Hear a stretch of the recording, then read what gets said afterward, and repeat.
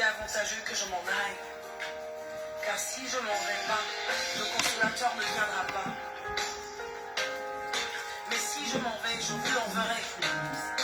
Et il nous a envoyé le consolateur, le Saint-Esprit. Je prie que quelque chose se passe en ce moment dans ta vie. Alors que le Saint-Esprit prend la place en ce moment. Nous l'habitons parmi nous.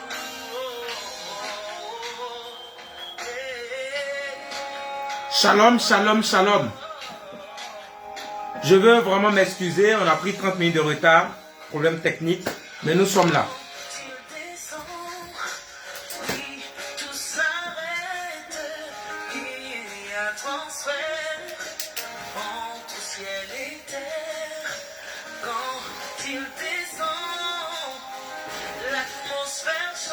Yes!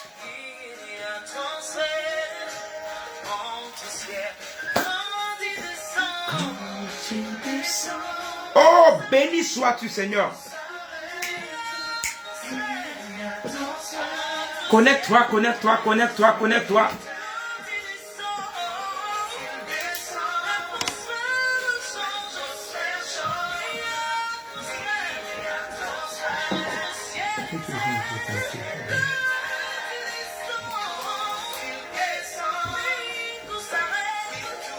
Connecte-toi, connecte-toi. Vous êtes à École du foyer Acte 1. Nous sommes en train de faire le séminaire sur le foyer. Je vous avais annoncé depuis l'année passée, cette année on va faire des séminaires sur le foyer. Et nous sommes à Acte 1. Nous commençons avec un thème très fort, très fort, très fort.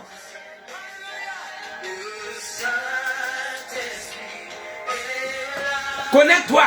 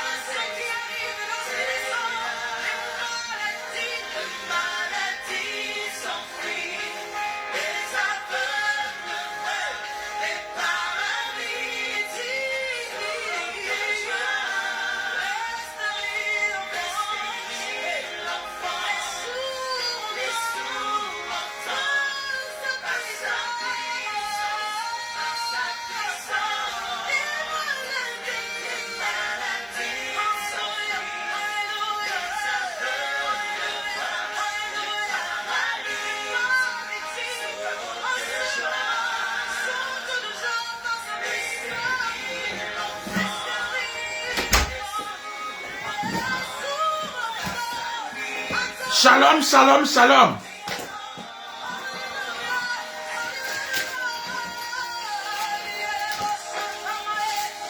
Bienvenue à notre séminaire sur le foyer Acte 1. Nous allons aller à l'école du foyer.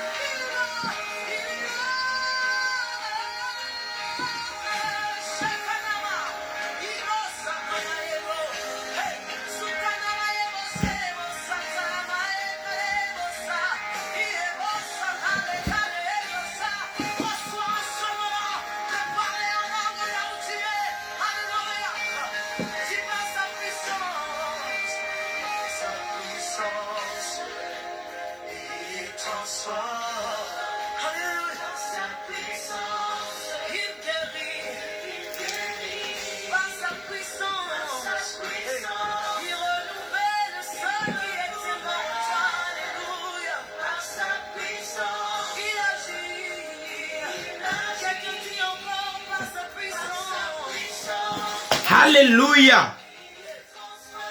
Hey. Connecte-toi, invite quelqu'un, connecte-toi, connecte-toi, connecte-toi.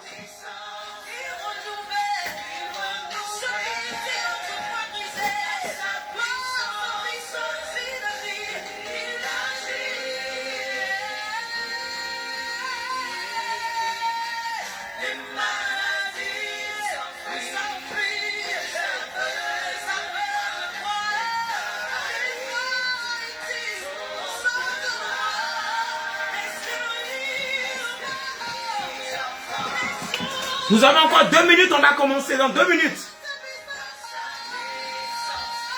Dans 2 minutes.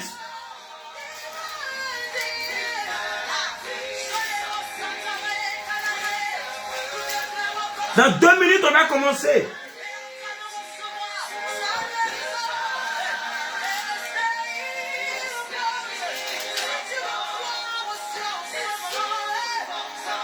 Yes.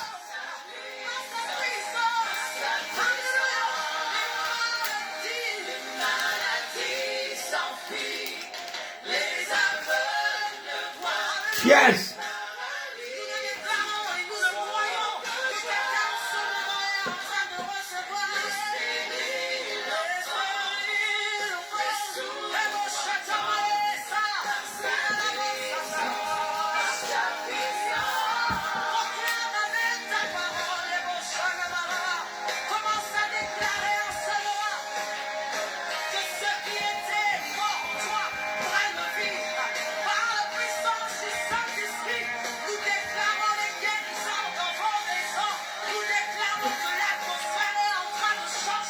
Yes.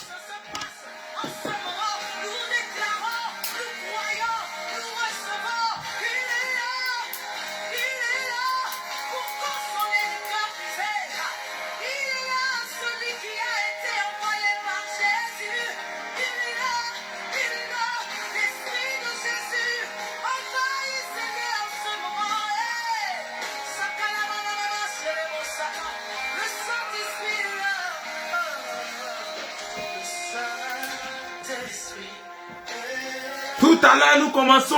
Shalom, shalom. Je vais commencer par saluer tous ceux, toutes celles qui sont connectés.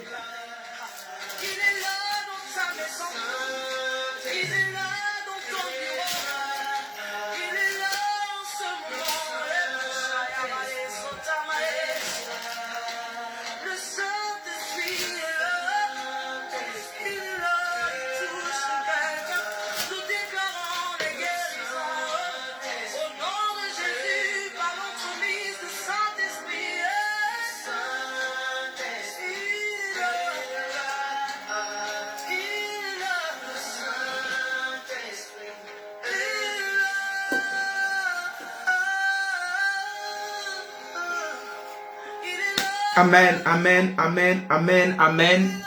Je veux, Seigneur, te prier, je veux te rendre la gloire. Je prie que ta grâce et ta faveur soient avec nous. Que ce soit, Seigneur, ton esprit vienne nous conduire. Que ton esprit vienne nous faire du bien.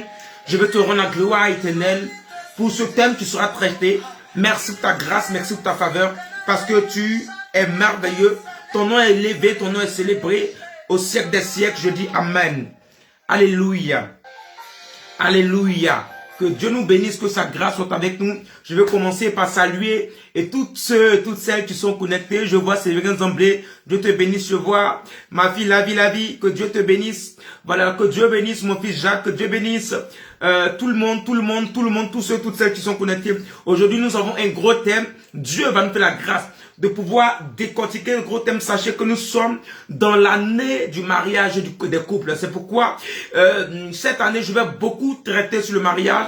Je vais beaucoup parler des problèmes de couple, de comment reconnaître le bon homme, comment reconnaître la bonne femme. Nous allons traiter des problèmes dans le foyer. Il y a des hommes de Dieu qui vous encouragent à vous marier après le mariage. Ils ne savent plus comment vous coacher. Vous êtes confrontés à des difficultés, à des problèmes et vous abandonnent.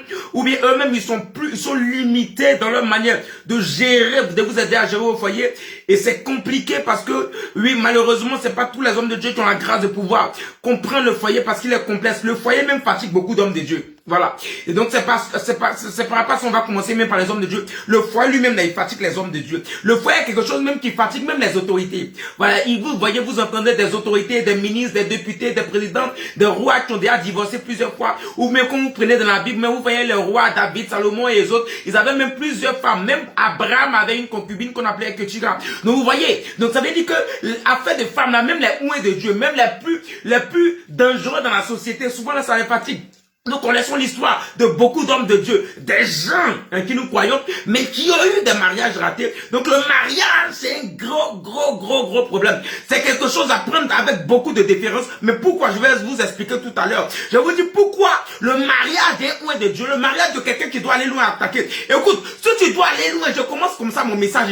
Si tu dois, ma fille Florence, ma fille Éclata Bloma, soit bénie depuis la Suède. Je suis en train de commencer mon message déjà. Écoute, tous ceux qui ont une grande destinée, ils ont eu un mariage attaqué. Donnez-moi dans la Bible une personne qui a une grande destinée, qui a eu un mariage facile. Même Abraham, on va dire, c'est pas comme Abraham a pris sa femme. Il est sorti de la maison de sa femme, de son père avec sa femme. Mais lorsqu'il arrive en Égypte, le roi avait pris sa femme. Le roi avait doté avec sa femme. Le roi est allé avec sa femme. À telle enseigne que Dieu va commencer à frapper la maison du roi. Et Dieu va se révéler au roi. Il va dire, ah bon Abraham, non, tu voulais me faire du mal. Toi, le roi de Dieu, je vais prendre ta femme et puis alors avoir des problèmes. Donc ça pour vous dire que quand tu es roi de Dieu, que tu sois servant de Dieu, serviteur de Dieu, que tu sois quelqu'un, que ce soit le domaine dans lequel tu es, mais quand tu es appelé à avoir une étoile, tu seras confronté à un problème au niveau de ton foyer. Tu seras confronté à un problème au niveau du choix, ou du vivre ensemble, ou de la séparation des parents, ou du mariage, ou beaucoup de choses. C'est pourquoi quelqu'un, tu sais que tu as une vie sérieuse, quelqu'un, tu sais que tu vas aller loin avec l'Éternel,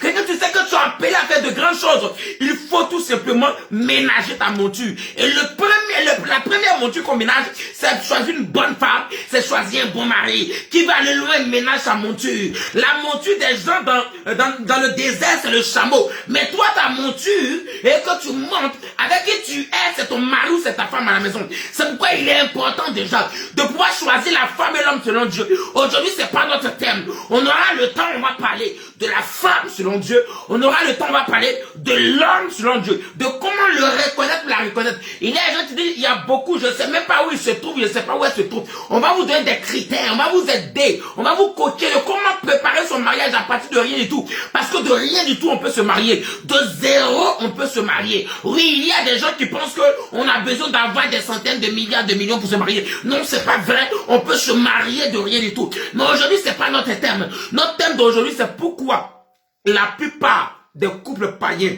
sont plus heureux que beaucoup, sinon que certains couples chrétiens.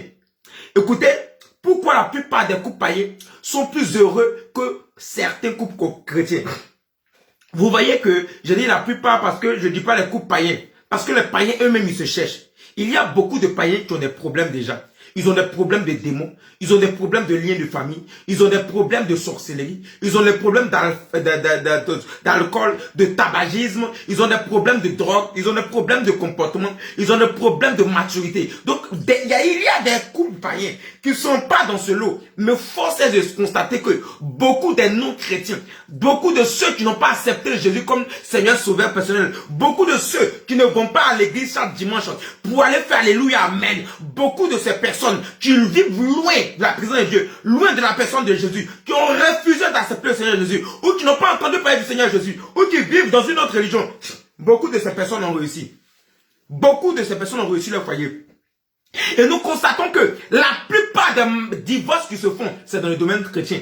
La plupart des scandales qui arrivent, c'est dans le domaine chrétien. Une fois, il y avait quelqu'un qui m'avait posé la question de savoir est-ce que j'ai fait des enquêtes, les trucs comme ça. Vous savez, il faut être aussi malhonnête pour savoir que l'église, dans le corps de Christ, il y a un problème au niveau des couples. Il faut être vraiment doté d'une immoralité. Il faut être doté d'une chose, comment on appelle ça, et d'une malhonnêteté à outrance pour pouvoir venir juger, pour pouvoir venir jeter le discrédit sur l'homme de Dieu pour dire est-ce que tu as fait des recherches, est-ce que tu as fait des enquêtes, est-ce que tu as vérifié. Bien aimé, nous sommes dans un temps où tu n'as même pas besoin de vérifier. Aujourd'hui, les réseaux sociaux sont sur Internet, tout le monde a Internet. Aujourd'hui, tout le monde peut avoir Internet. Tout le monde peut avoir toutes choses, donc on n'a pas besoin de vérifier. La preuve est là, si toi tu ne souffres pas dans ton foyer, gloire à Dieu. Mais il y a beaucoup de chrétiens, beaucoup de pasteurs qui ont des problèmes dans leur foyer, qui souffrent de leur foyer, qui ne sont pas épanouis. Aujourd'hui, je vais parler de beaucoup de femmes. Il y a beaucoup de nos mamans,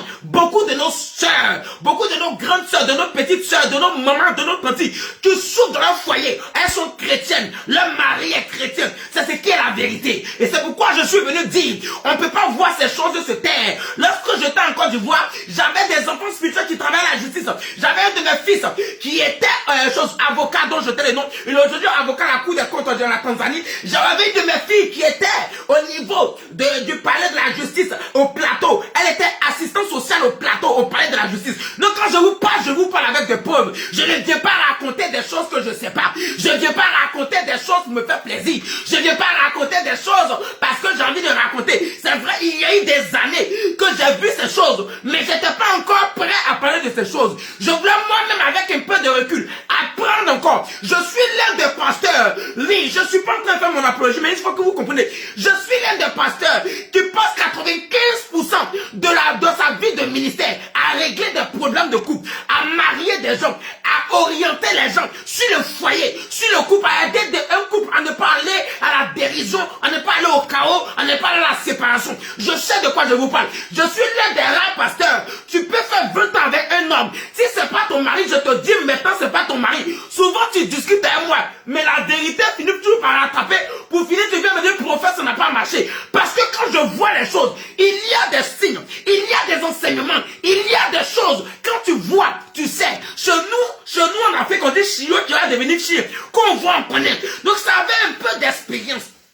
Avec ces 95% dans ma vie, dans mon ministère depuis 2002. Oui, avec ces expériences de couple, de problèmes de foyer que j'ai réglés. Avant que moi-même je me marie, régler des problèmes de foyer, prier, parler à des papas, c'est même pas des enfants, des papas, des mamans, des gens qui sont assis dans la société, qui sont nos dirigeants, des gens comme ça, je leur ai donné un conseil. Donc bien aimé, quand je viens te parler, je ne viens pas pour venir me pavaner, je ne viens pas pour venir raconter ma vie. Si tu n'es pas content, il faut apprêter ton oreille, tu écoutes. Si tu n'es pas d'accord, tu poses des questions, tu appelles, on va discuter. Mais je suis venu dire à quelqu'un, si toi tu es sur mon poste que tu me regardes, c'est que certainement tu as envie de savoir quelque chose. Je connais beaucoup de couples chrétiens où ça va pas. Oui, je suis pasteur, je prêche l'évangile depuis longtemps. Et j'ai été consacré en 2012, 2003, 2004. Nous servons Dieu. Et je vous dis que j'ai reçu mon appel en 2002. Et depuis 2003, 2004, nous servons Dieu. Bien aimé, je suis venu te dire, tout simplement, combien de fois les chrétiens souffrent. Je ne dis pas tous les chrétiens. Parce qu'il y a des couples chrétiens qui sont heureux. Il y a des couples de pasteurs qui sont heureux. Il y a des chrétiens qui sont heureux, des chrétiennes qui sont heureux de leur couple. Mais beaucoup des foyers qui ne marchent pas, ce sont les foyers chrétiens.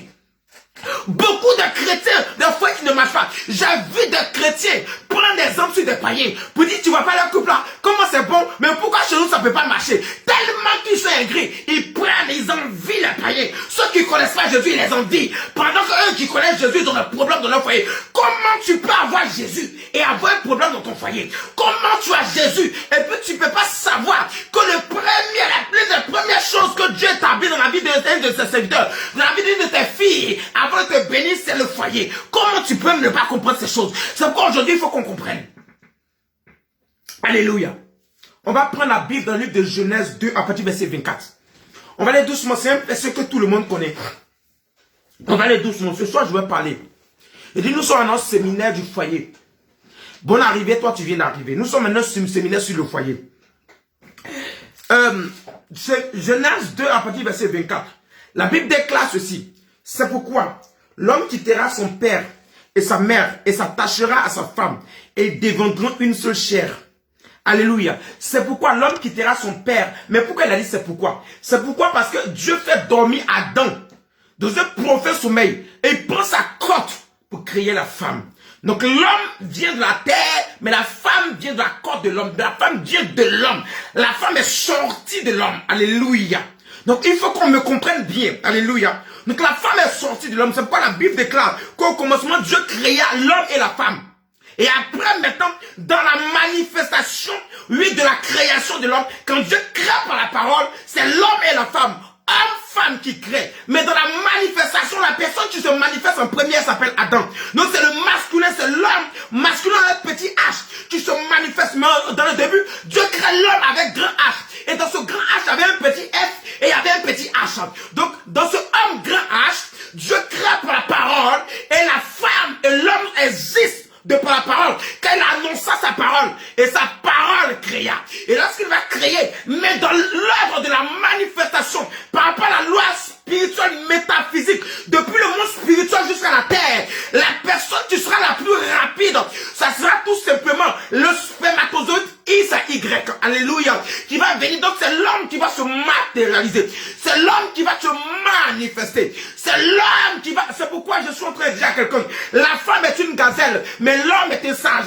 L'homme était comme un baobab sage. Vous voyez, même quand on prend la science, on dit les spermatozoïdes X c'est pour les femmes, les spermatozoïdes XY ce sont les hommes. Mais quand on prend la science nous démontre que les spermatozoïdes X sont plus rapides. Les XY sont lents, mais ils sont plus endurants. Ils durent plus par rapport aux XX. Les XX sont rapides, mais les XX peuvent mourir vite. Les XX n'ont pas une longue durée de vie. Ils ne sont pas endurants. Alléluia. Donc c'est pourquoi dans le foyer, quand un homme commence à se marier, c'est que Dieu veut donner une accélération à son foyer. Parce qu'une femme dans la vie d'un homme, ça peut venir accélérer son foyer. Les pieds d'une femme sont comme celles d'une gazelle. Ça veut pas dire il rend mes pieds semblables à celles des biches. Lorsque Dieu te donne de te marier, c'est que le Saint-Esprit veut te pousser vers l'avant afin que tu fasses un bond de biche, un bond de gazelle. Donc quelqu'un, tu ne peux pas te marier et puis ta vie va reculer. Tu ne peux pas te marier et puis ta vie n'avance pas. Tu ne fais pas de bond vers l'avant. Maintenant l'homme, lui il est patient, lui il va lentement. Mais pendant qu'il va lentement, il est sage. Il connaît les couloirs où il y a des pièges. Il sait comment arriver à bon port, à destination. C'est pourquoi l'homme donne la sagesse. Alléluia. Et donc même dans la science c'est démontré, mais c'est pas pas ça mon thème. On revient à notre sujet. Donc Dieu permet que l'homme masculin a son manifesté. Donc l'homme est manifesté. Mais il a créé l'homme et la femme. Donc le jour il avait créé Adam. Ça veut dire qu'à l'intérieur d'Adam, comme Dieu voyait clair, lorsque Dieu regarde dans les yeux d'Adam, parce que les yeux de l'homme sont le miroir de l'âme. Donc quand Dieu regardait dans les yeux d'Adam, Dieu ne voyait pas une seule âme, mais Dieu voyait deux âmes. Parce que dans les yeux d'Adam, qui était le miroir de son âme, il y avait l'âme d'Adam, mais il y avait aussi l'âme de Ève. Donc alors, Dieu va dire, l'homme est seul. Il faut que je lui crée une sénesse semblable. Alors Dieu va faire dormir l'homme. Lorsque l'homme va dormir, la Bible déclare que Dieu va prendre sa cote. Elle va dire que tu as tout fabriqué, ça est là. Mais je vais faire ressortir pour que tu voies la beauté. Et l'homme, Dieu fait ressortir la beauté d'Adam à travers sa cote et il crée Ève. Et lorsque Ève sort, il dit cette fois-ci, voici celle qui sera appelée hors du berceau, chair de ma chair, la plus rare femme. La Bible dit à partir de ce moment, c'est pourquoi. Parce qu'au début, ils étaient un. Mais voici maintenant, ils vont devenir deux. Mais Dieu précise quelque chose de taille. Le Seigneur dit, c'est vrai, vous êtes deux. L'âme, le corps de l'âme à part. Le corps de la femme à part. L'homme a une âme. La femme a une âme. L'homme a un esprit. La femme a un esprit, c'est vrai. Vous êtes séparés. Mais sachez que c'est pourquoi, à partir de désormais, à partir de maintenant, l'homme va quitter son père, va quitter sa mère, il va s'attacher à sa femme. Lorsqu'il s'attache à sa femme, les deux deviennent une seule chair. Je vais vous expliquer pourquoi c'est l'homme qui quitte et pourquoi c'est pas la femme qui quitte. Les gens disent même pourquoi c'est pas la femme qui quitte. Vous savez, on n'envoie pas quelqu'un pour aller acheter quelque chose. Il y a quelqu'un qui dit qu'on t'envoie, ça va s'envoyer. Vous savez, quand tu envoies une personne et que tu sais que la personne n'est pas sage, c'est pas sûr que la personne va t'envoyer ce que tu veux, tu vas aller chercher, tu n'envoies pas la personne, tu envoies souvent quand tu es à la maison, tu vas envoyer des enfants. Et c'est pour aller acheter quelque chose dans la boutique, tu envoies les enfants, oui, de tout âge. Mais quand tu vas pour aller acheter quelque chose d'important, tu envoies un enfant qui est dans une dimension élevée. Alléluia. Tu envoies un enfant qui est dans une dimension élevée. Alléluia. Donc, je vous ai dit dans le début que l'homme, il est sage. Il est patient, il prend son temps, mais il est sage. La femme, elle a des pieds de gazelle, mais elle n'est pas endurante. Donc s'il donne à la femme d'aller vers l'homme, si la femme court qu'elle ne voit pas son homme, elle va se décourager. Et vous voyez aujourd'hui, lorsqu'on prend les grandes dames dans ce monde, même ici en Europe, beaucoup de femmes n'ont pas de mari. Parce qu'elles sont de grandes dames, elles ont couru jusqu'à elles sont fatiguées, elles sont venues s'asseoir. Mais là, même quand elle a 90 ans, oh, il peut dire à tout moment que je peux me prendre une jeune fille pour me marier. Je suis venu te dire, parce que la manière dont l'homme quitte, c'est pas comme ça la femme quitte. Quand un homme veut quitter la maison de son père, il prend ses bagages et il s'en va. Lorsqu'il doit revenir dans la maison de son père, c'est pour venir saluer. Mais quand une femme, elle dit qu'elle quitte la maison de son père, laisse un peu de bagages, on ne sait jamais si c'est chose, je vais revenir. Ça, c'est encore un autre mystère, on va en parler prochainement. Alléluia. Je suis venu dire à quelqu'un. Donc l'homme quitte la maison de son père. Il dit c'est pourquoi l'homme quittera son père et sa mère et il va s'attacher à sa femme. Alléluia. Et lorsqu'il va s'attacher à sa femme, les deux deviendront une seule chair. C'est pas dit que vous deux là, vous êtes une seule chair, toi, tu vas te mettre dans madame, madame va te mettre en monsieur. Non. Là, il parle maintenant de la vision. La vision. Ça veut dire que lorsque Dieu crée l'homme, il créait dans le début l'homme et la femme. Dieu a créé l'homme dans son esprit. Dieu a créé l'homme esprit. Dieu a créé l'homme un en esprit. C'est pourquoi il dit que heureux, il dit là, Dieu est venu. Ou ceux qui m'adoreront en esprit et en vérité. Dieu te crée en esprit. Donc tu dois marier une femme, vous avez le même esprit. Tu dois marier une femme, vous avez le même goût à peu près. Tu dois marier une femme, vous avez à peu près la même manière de voir. C'est pourquoi je dis l'une des choses les plus importantes dans le foyer. C'est pas les je t'aime, tu m'aimes. C'est pas la ma chérie Claire, là je l'aime. Ma Pouki, ma skinny. Non, on regarde pas Pouki skinny d'abord. Quand tu vois qu'elle te plaît, la deuxième chose, quand tu vois que maman il te plaît, tu dis mon ami où tu m'envoies. Parce que c'est toi tu conduis le bateau. Mais à terre on va où? Moi aussi en tant que ma fille de Dieu, voici où je vais envoyer ma vie. Mais comme tu veux m'accompagner, on n'a qu'à faire fusion. On n'a qu'à mettre nos visions ensemble et on va fusionner. On va avancer. C'est pourquoi il est important que vous parlez de vos projets. C'est avant le foyer. C'est avant de se marier. Qu'on parle de foyer, qu'on parle de choses comme on appelle ça, de la gloire. C'est avant de se marier. Ah! Explique-moi cette affaire-là, mon parolier préféré. Hey, le bishop Élisée Poissy, c'est chaud aussi. Ça avance de se marier. Souvent, je vois des femmes qui disent, hey, moi-même, je ne savais pas que l'homme, il était comme ça. Oh, c'est maintenant, je le marie, il était doux, il était gentil. C'est quand je le mariais là, et que j'ai vu qu'il est comme ça. Ma femme, là, je ne savais pas qu'elle priait pas. Gars, je pense que j'ai marié maman pasteur. Car je suis allé marier une dandjou. Quelqu'un qui se porte mini tout le temps. Elle va boire d'en bas. Mon frère, ma soeur, une femme peut te blaguer. Un homme peut te mentir, parce que les hommes et les femmes peuvent te blaguer, mais ce qui ne blague jamais, c'est la vision. Un homme qui est sage, c'est pas tous les hommes qui sont mariables. Oh, vous avez fait, je vais rentrer dans des débats où on ne doit pas rentrer. C'est pas tous les hommes qui sont mariables. Un homme qui est un garçon n'est pas mariable. On ne marie pas un garçon, on marie un homme. Un homme, c'est quelqu'un qui est mature, c'est quelqu'un qui est ton père, c'est quelqu'un qui a une maturité, une sagesse nuit. Quelqu'un quand tu le regardes, il peut être jeune. Parce que les gens pensent que la maturité c'est dans l'âge. On te demande à quel âge tu veux te marier. Et bonjour, on va parler de ça. Est-ce qu'il y a un âge pour se marier? C'est à quel âge tu veux te marier? Tu as 20 ans, tu veux te marier. Là, les gens qui disent donc qu'ils ont 50 ans, c'est l'âge de se marier. Souvent même tu vois papa de 50 ans faire des choses même qu'un enfant de 15 ans ne fait pas. Papa, tu as 50 ans, mais tu es un garçon. Je suis en train de parler de la maturité. Oh Marakaba. Il y a des gens qui ont la maturité par la présence de Dieu, par le fait du Saint-Esprit, par la sagesse que Dieu leur donne. Il y a des gens, leur maturité, ça vient des expériences. Non, c'est ceux-là qui attendent longtemps avant de se marier. Parce que si tu dois avoir des expériences dans ta vie avant de te marier, parce que la somme des expériences sont des leçons de vie qui conduisent à une certaine sagesse. C'est pas les vieux du village, les vieux de nos familles, les vieux de nos pays, de nos continents sont plus sages que les jeunes, c'est normal. Parce qu'ils ont beaucoup vécu, ils ont vu, entendu beaucoup de choses. Ils sont passés par des choses où la jeunesse n'est pas passée. Il y a la sagesse qu'on acquiert par cette expérience, par ces erreurs, par ces chutes, par ces fautes qu'on fait. Mais il y a l'expérience, il y a la sagesse divine. C'est de cette sagesse-là que je parle. Je ne parle pas de la sagesse que tu acquiers dans la vie. Si tu viens rajouter à ce que tu avais avant. Mais je parle de la sagesse divine. Des gens, tu vois, il a 20 ans, il a 30 ans, il a 35 ans. Mais quand tu vois, tu sens une maturité. Tu sens que l'homme, il est posé. Quand tu le regardes, il est serré. Il sait ce qu'il veut dans la vie.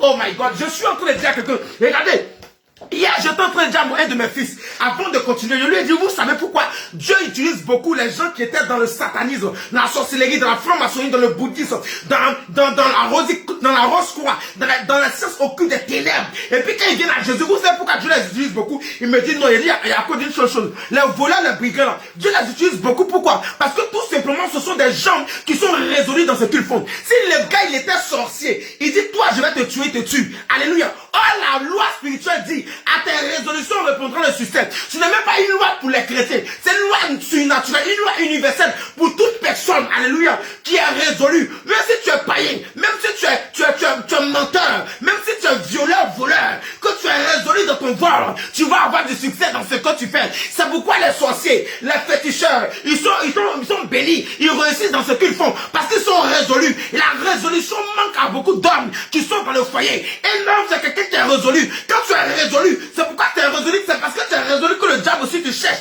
Parce qu'il sait qu'il peut travailler avec toi. Quand il te dit de faire, tu fais. Quand tu veux faire, tu fais. Un homme, c'est pas quelqu'un qui recule. Même si tu avais pris une décision, c'était pas ça. Tu les assumes et tu avances. Parce que tu as parlé, tu es résolu. Un homme, quand tu parles, ta parole doit être comme celui d'un roi. Tu ne dois pas révoquer ta parole. Des hommes aujourd'hui, ils parlent aujourd'hui, c'est que après demain, 2 secondes après, ils changent. T'as quel type de respect à te donner? Même tes enfants, quand on va commencer à avoir 7 ans, 10 ans, ils vont plus te respecter. Parce que tu n'es pas résolu. Parce que tu n'es pas quelqu'un à qui on fait confiance. On sent pas de sagesse. On sent pas que tu es assis. Bien aimé, un homme résolu, un homme mature, c'est un homme qui voit le danger. Dans son cœur, là-bas, il transpire. Dans son cœur, il n'a pas la paix. Mais extérieurement, il est serré. Et puis, il affronte la situation. Il prie, il cherche la solution. Il cherche à s'excuser, donner la confiance à sa femme, à ses enfants et avancer.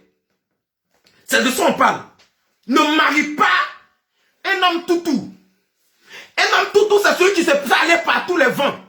On dit ici, wow, il est ici. Wow, il est ici. Ou il est dans la mode du mariage. Sa bouche parle beaucoup. Oh, séminaire sur le foyer, on va parler. Donc on marie un homme, on ne marie pas un garçon. Les jeunes filles aujourd'hui, c'est pas toutes les jeunes filles qui sont mariables. Il y a des gens qui ont marié des filles à la maison. Il y a des gens même qui ont marié des fillettes. Tu vois la fille, elle a idée même d'enfants de 2 ans, 3 ans. Aïe, aïe. Et puis tu vas marier ça. Parce que tu la vois, elle est jolie comme poupée. Elle est jolie comme bébé brésilien. Tu la prends, tu dis c'est elle, je veux. Mais tu sais pas que c'est poupée seulement qui a marié. Tu sais pas qu'il n'y a rien dans la tête. Tu ne sais pas que c'est une fillette que tu as mariée. Tu ne sais pas que c'est une petite fille que tu as mariée. On te dit de marier une femme. Tu maries une fille. Maintenant, demain, tu viens pleurer devant les gens. Écoute-moi bien. Il dit les deux formeront une seule chair. Maman, je vais te dire quelque chose. À partir d'aujourd'hui, avant d'aller te marier un homme, tu lui demandes papa, tu m'envoies où? Écoutez-moi très bien. S'il ne te dit pas où il t'envoie, que vous ne tombez pas d'accord dessus, si tu n'es pas d'accord avec sa vision, ne le marie pas. C'est la vision. C'est à quoi la vision tu viens le marier? Parce que la femme, elle l'aide de l'homme. Elle vient t'aider à faire quoi? C'est par rapport à la vision, elle vient travailler.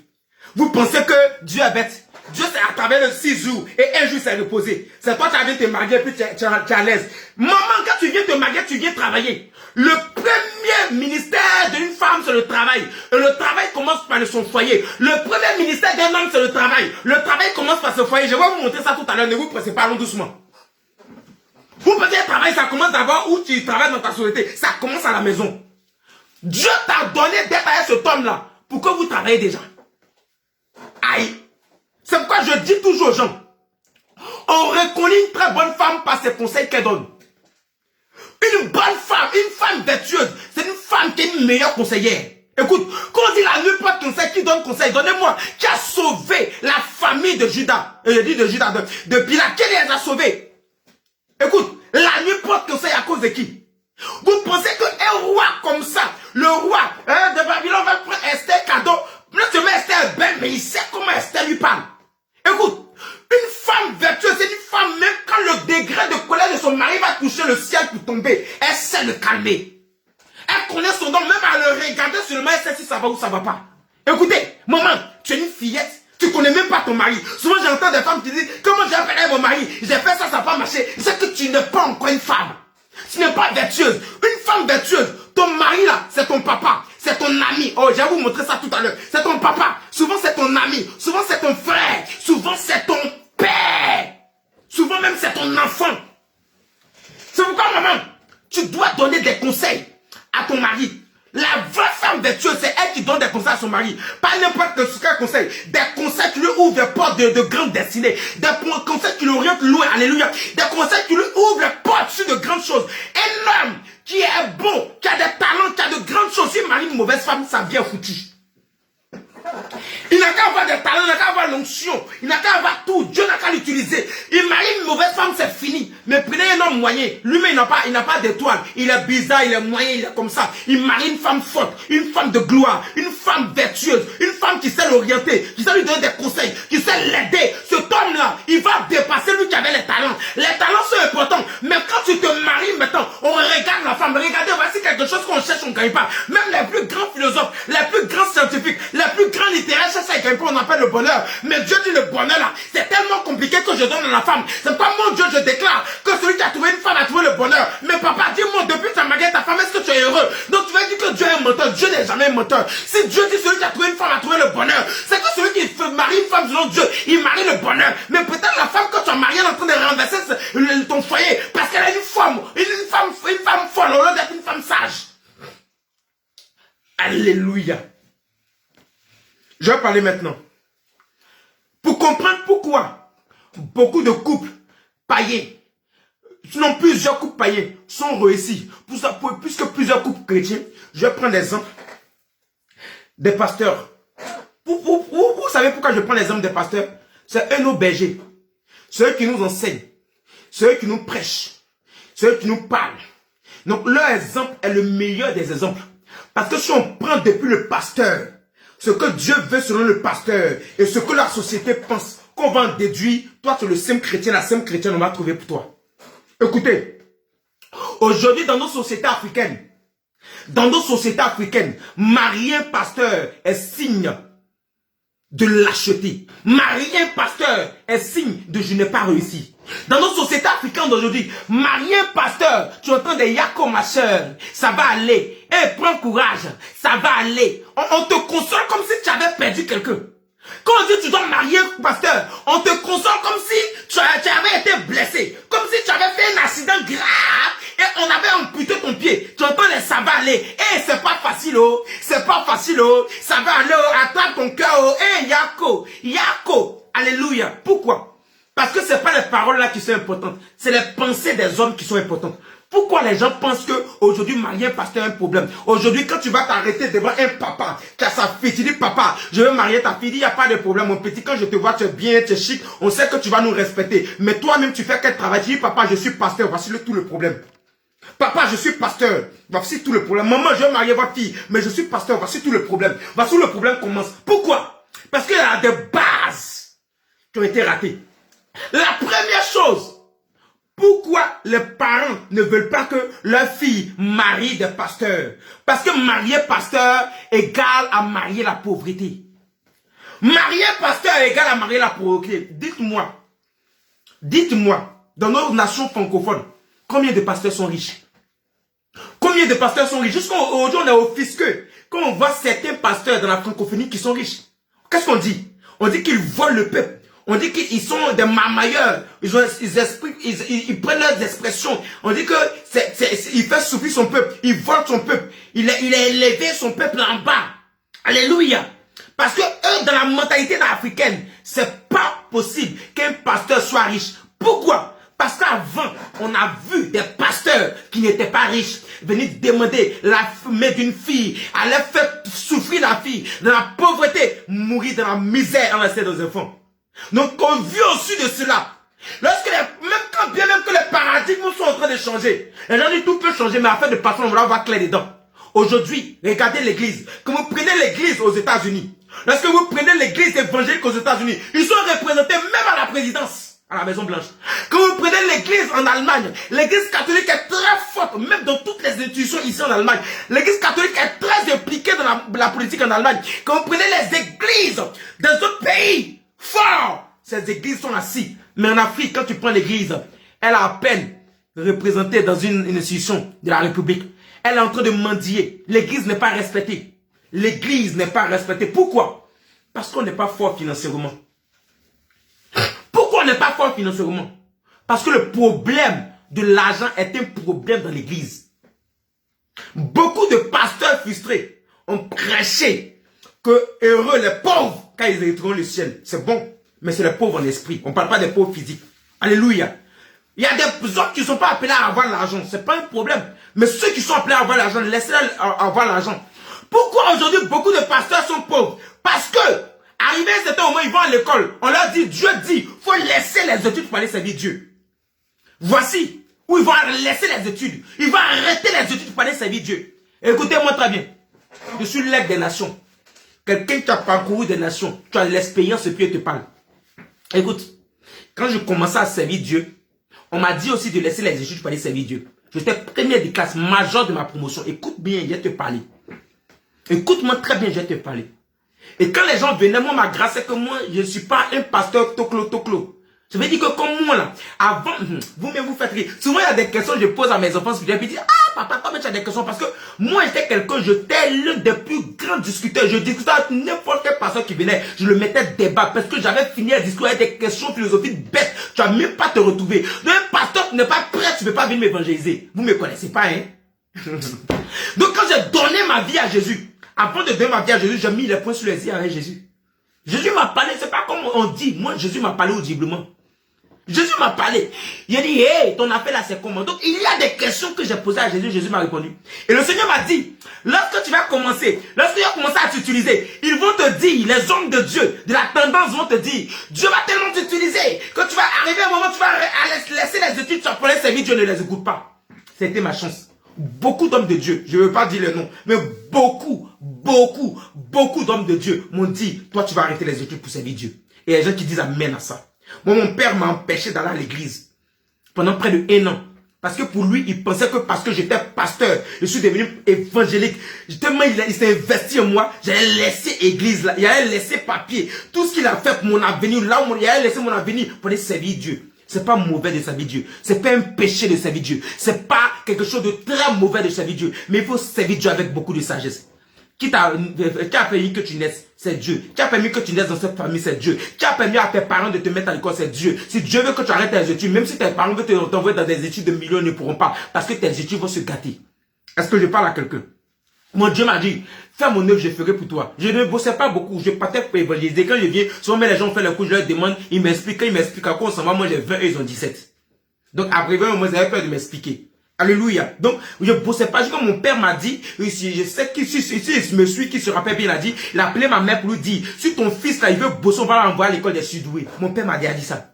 Il dit, si ton fils là, il veut bosser là, on va l'envoyer à l'école des surdoués. Moi, j'ai dit, hey, papa, il n'a pas envie de faire l'école des surdoués. Père, tu vois, leurs cheveux ne se coiffent pas, ils ne s'entretiennent pas. Il dit, papa, école normale là, ça me suffit. Père, je bossais pas trop, j'étais major de ma position en première de classe, jusqu'en terminale, du primaire jusqu'en terminale. Demandez à mon papa.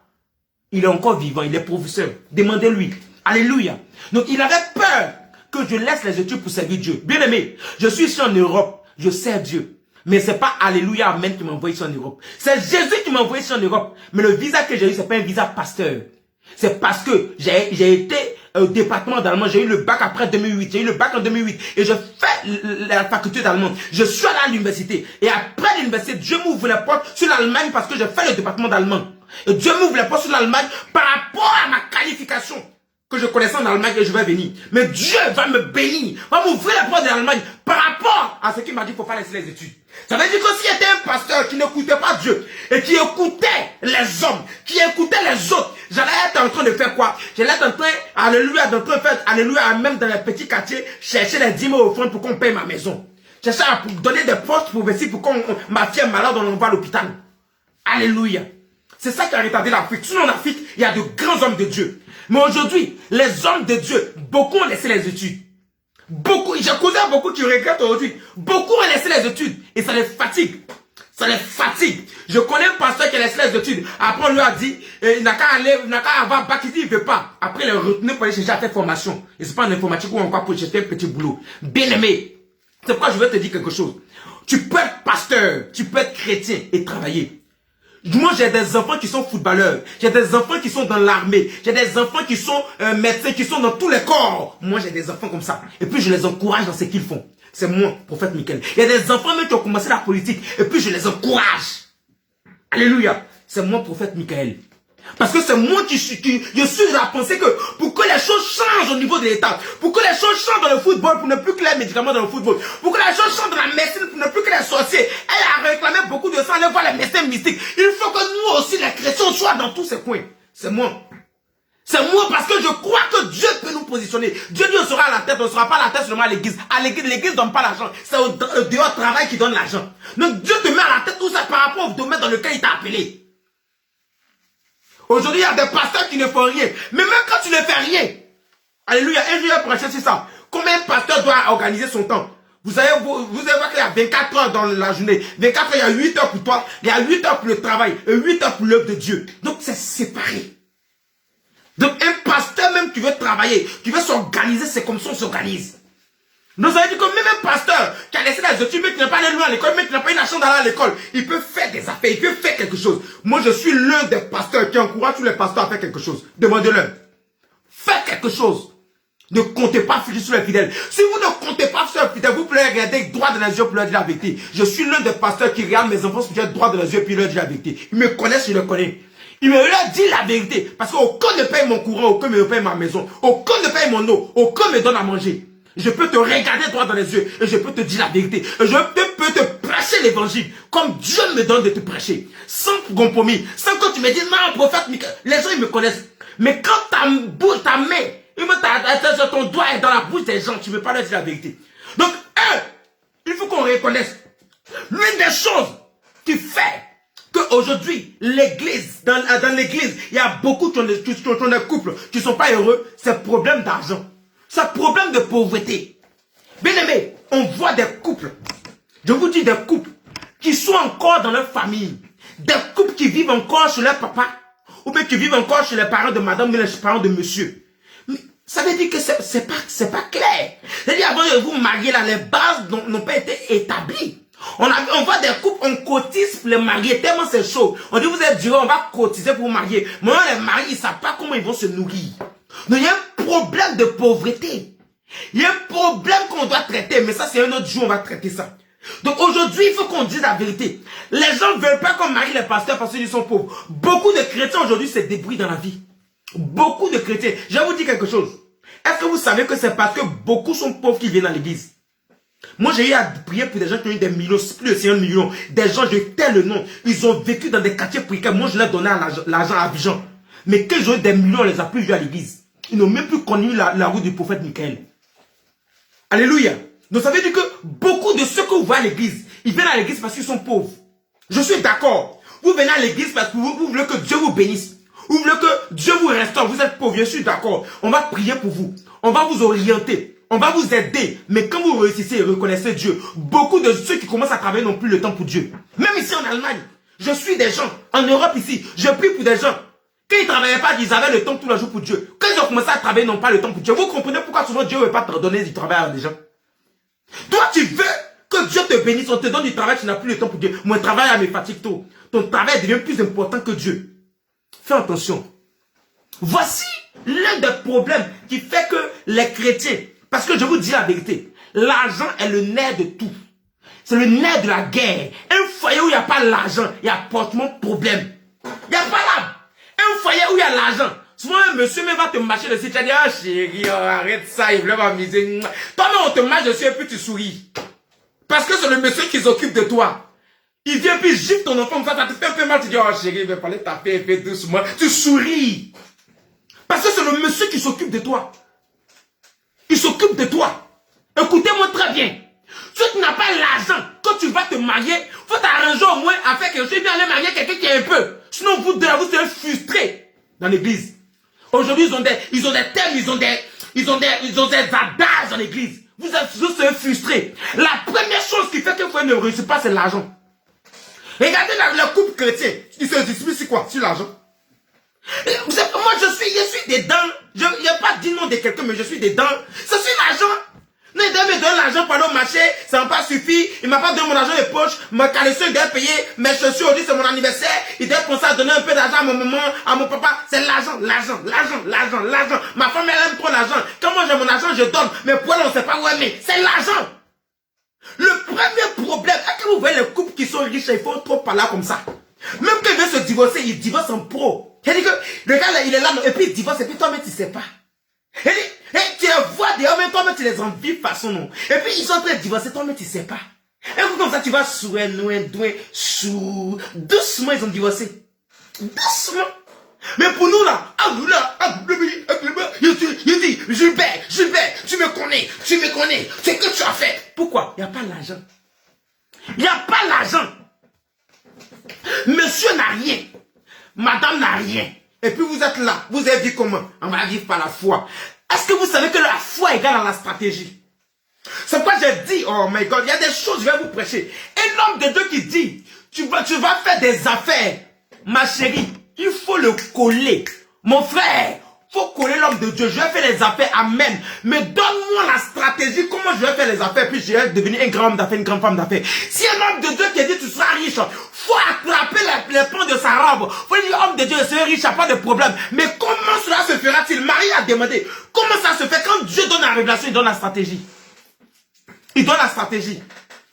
Vous savez pas que la Bible déclare que la foi vient de ce qu'on entend, de ce qu'on entend bien après de Dieu. Donc c'est dit, si une prophétie, Dieu te donne une prophétie, ça ne suffit pas. Il faut que Dieu t'enseigne. Il faut que Dieu t'enseigne par rapport à la prophétie. Il dit, voici ce que je vais faire de toi. Et puis il t'enseigne dessus. Lorsque Dieu t'enseigne dessus, ça marche. C'est pourquoi il y a des gens, on prophétise sur eux le mariage, mais ils ne se marient pas. Parce que quand on prophétise le mariage, on doit t'enseigner sur le mariage. Comment faire pour que l'homme arrive? Comment faire pour l'attirer? Comment faire pour savoir que c'est le bon homme, la bonne femme? Maintenant, quand tu l'as, comment conduire au mariage? Quand vous avez le foyer, comment faire? S'il n'y a pas d'enseignement, il n'y a rien. C'est ça, Jésus est venu prophétiser sur moi, puis il n'y a pas de parole de Dieu, puis on a fini. Mais il dit qu'il sait dans la parole de Dieu. La Bible que l'homme ne vivra pas de peu seulement, mais de toute parole qui sont la bouche de Dieu. Parce que l'enseignement, c'est ce qui fait asseoir, c'est ce qui bâtit, c'est ce qui te donne des stratégies. Alléluia. C'est ce qui te donne la stratégie. On te prêche, on te prêche. On dit tu vas marier blanc, tu vas marier blanc. Mais on te dit pas où trouver les blancs. On te dit pas dans quelle posture te mettre. On te dit pas comment faire pour avoir le blanc. Tu fais ça à bobo derrière et tu vas avoir blanc. On te prophétise et puis ça change pas. Depuis on t'a prophétisé, quoi qui a changé dans ta vie? Rien n'a changé. Donc, quand un pasteur, un homme de Dieu te dit, tu vas avoir l'argent, tu dis, pasteur, il n'y a pas de problème, ça, il n'y a pas de problème. Comment je vais faire pour avoir l'argent? Donne-moi. Si Dieu t'a dit qu'il va avoir l'argent, c'est que Dieu t'a donné aussi, comment, par quoi je vais passer pour avoir l'argent? Il va dire, fais telle affaire. Moi, j'ai vu des enfants spirituels, mes enfants spirituels, ils faisaient des affaires. C'était pas les bonnes affaires. Ils faisaient ça marchait pas. Il dit, le Seigneur me dit que tu dois pas faire ça, tu dois faire ça, Ils ont fait ça marcher. Et quand Dieu est super, quand il va ça marche, il bouffe, il mange de ça. C'est ça, il s'agit. C'est ça, il s'agit. C'est ça, il s'agit. Tu es là pour l'orienter. Faut faire ça. Faut orienter comme ça. Faut faire ça. Faut faire ça. C'est ça qui a te donné l'argent. Millions que Dieu a révélé. Voici comment ça a sorti. Vous pensez que Dieu, là, il est magicien. La première chose, c'est l'argent. Alléluia. Quelqu'un écrit avec moi, l'argent va avancer. La première chose, c'est l'argent. C'est pourquoi chrétien cherche l'argent. Si tu cherches l'argent, tu auras moins de problèmes. Oh, les pauvres sont les plus frustrés dans la vie. Les pauvres sont les plus frustrés dans la vie. Parce qu'ils sont frustrés, parce qu'ils n'ont pas l'argent. Ils critiquent le riche. Alléluia. Ils murmurent contre les riches parce qu'ils n'ont pas l'argent. Dis l'argent. Le premier problème, c'est l'argent. C'est pourquoi je dis à une femme, tu n'as pas l'argent, il faut aller chercher un homme qui a l'argent. On dit la femme, elle aime les hommes qui ont l'argent. Mais toi-même, là, tu veux qu'elle n'a qu'à laisser l'homme qui a l'argent pour aller prendre l'homme qui n'a pas l'argent. Toi aussi. Elle réfléchit, ou bien elle réfléchit en avant, ou bien en arrière. Toi-même, tu dis un homme qui n'a pas l'argent, elle-même, elle sait qu'elle se débrouille. Et puis elle va prendre quelqu'un qui se débrouille, les deux vont se mettre ensemble. Aïe, elles vont arriver où? Souvent, il faut être un peu intelligent. C'est une rien. Donc, quand tu vois quelqu'un là, tu essaies de voir, tu dis, ah, attends, c'est comment? Même souvent les hommes qui aiment, ils viennent dans le début, puis ils viennent faire l'apologie, je suis comme ça, faut faire attention, ce sont des VI, des vendeurs d'illusions, ce sont rien. Faut laisser le gars, il est tranquille, il est calme, il vient, tu le regardes un peu, tu vois, il est sérieux, tu vois, il est un peu, il est posé, assieds-toi ma chérie, bouffe. Mets-toi avec lui, vous avez fait des projets ensemble. Les projets que Dieu t'a dit là, c'est dans sa poche. Je vais vous donner une révélation, c'est à moi. Quand j'étais en Côte d'Ivoire, je ne savais même pas encore que ce qu'on appelait route d'aéroport. J'ai prophétisé sur la vie de ma femme. Dès qu'elle passait le bac, je partais dans l'église, on m'a invité dans l'église pour aller faire une veille de prière. Je prophétisé sur sa vie qu'elle va arriver en Europe. Je ne savais pas que l'Europe qu'elle avait fait là, c'était dans ma poche. C'est grâce à moi qu'elle est venue en Europe ici. Mais moi, j'ai prophétisé sur elle, je suis parti. Oh, il ne savait pas que c'était ma femme. Alléluia. Comme ça, vous dit que quand Dieu fait quelque chose, il donne la stratégie. Alléluia. Donc, quand tu es une femme, tu sais que tu n'as rien à faire, envoie un homme qui est un peu. Ça aussi, c'est pas mauvais. On n'a pas dit de chercher forcément l'argent. Il faut chercher un homme qui t'aime, que tu aimes, qui est bien, mais qui est un peu.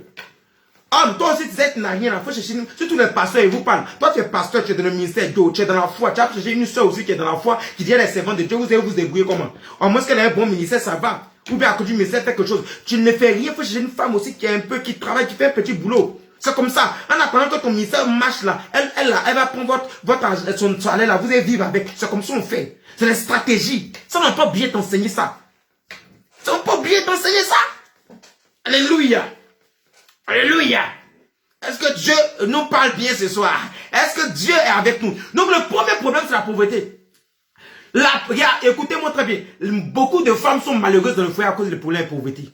À cause du problème de pauvreté. Alléluia. Le deuxième problème que nous vivons, alléluia, ce sont les problèmes d'interdiction. Oh, la doctrine en train de gâter l'église. La doctrine. Écoutez, nous avons un seul Jésus. mais plusieurs doctrines.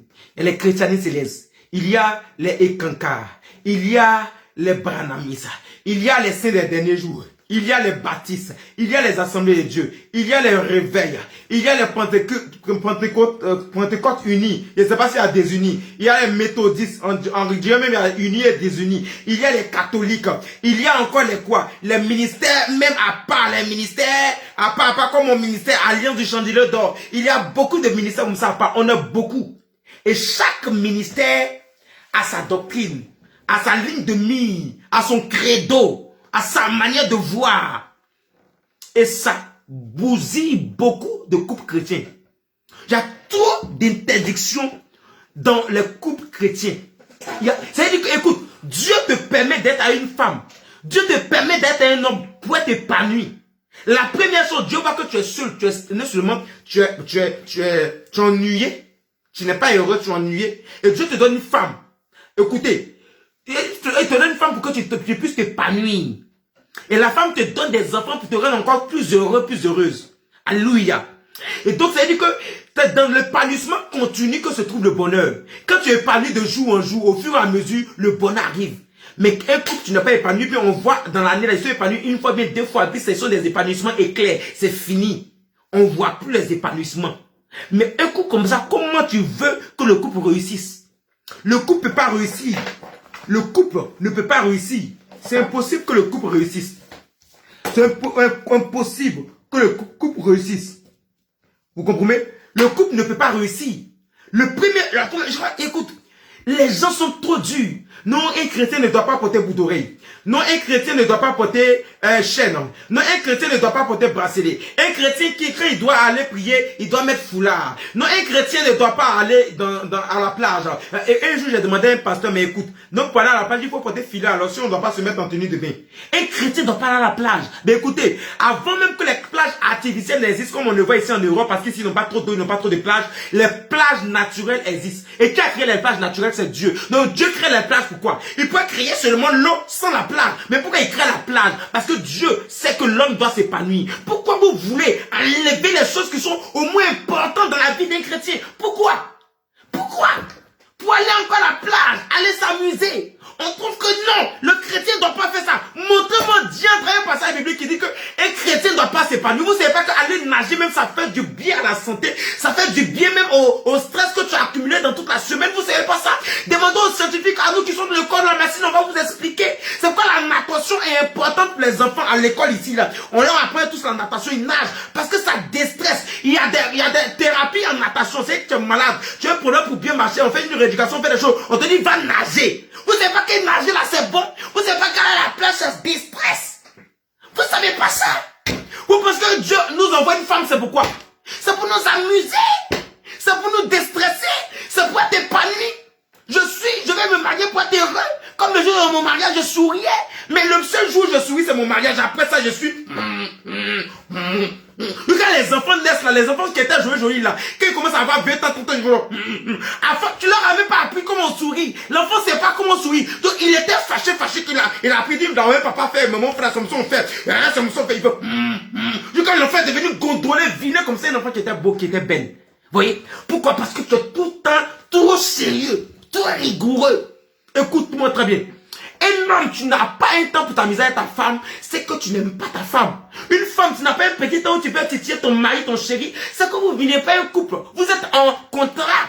C'est un contrat, c'est pas un couple. C'est un contrat. Hey! Alléluia! C'est ça le problème. Les interdictions dans le foyer. Une fois, il y a quelqu'un qui me disait que non, un homme ne doit pas porter, une femme ne doit pas porter pantalon. Hein? Voilà, parce que, mais écoutez, mais arrêtez-moi ces conneries.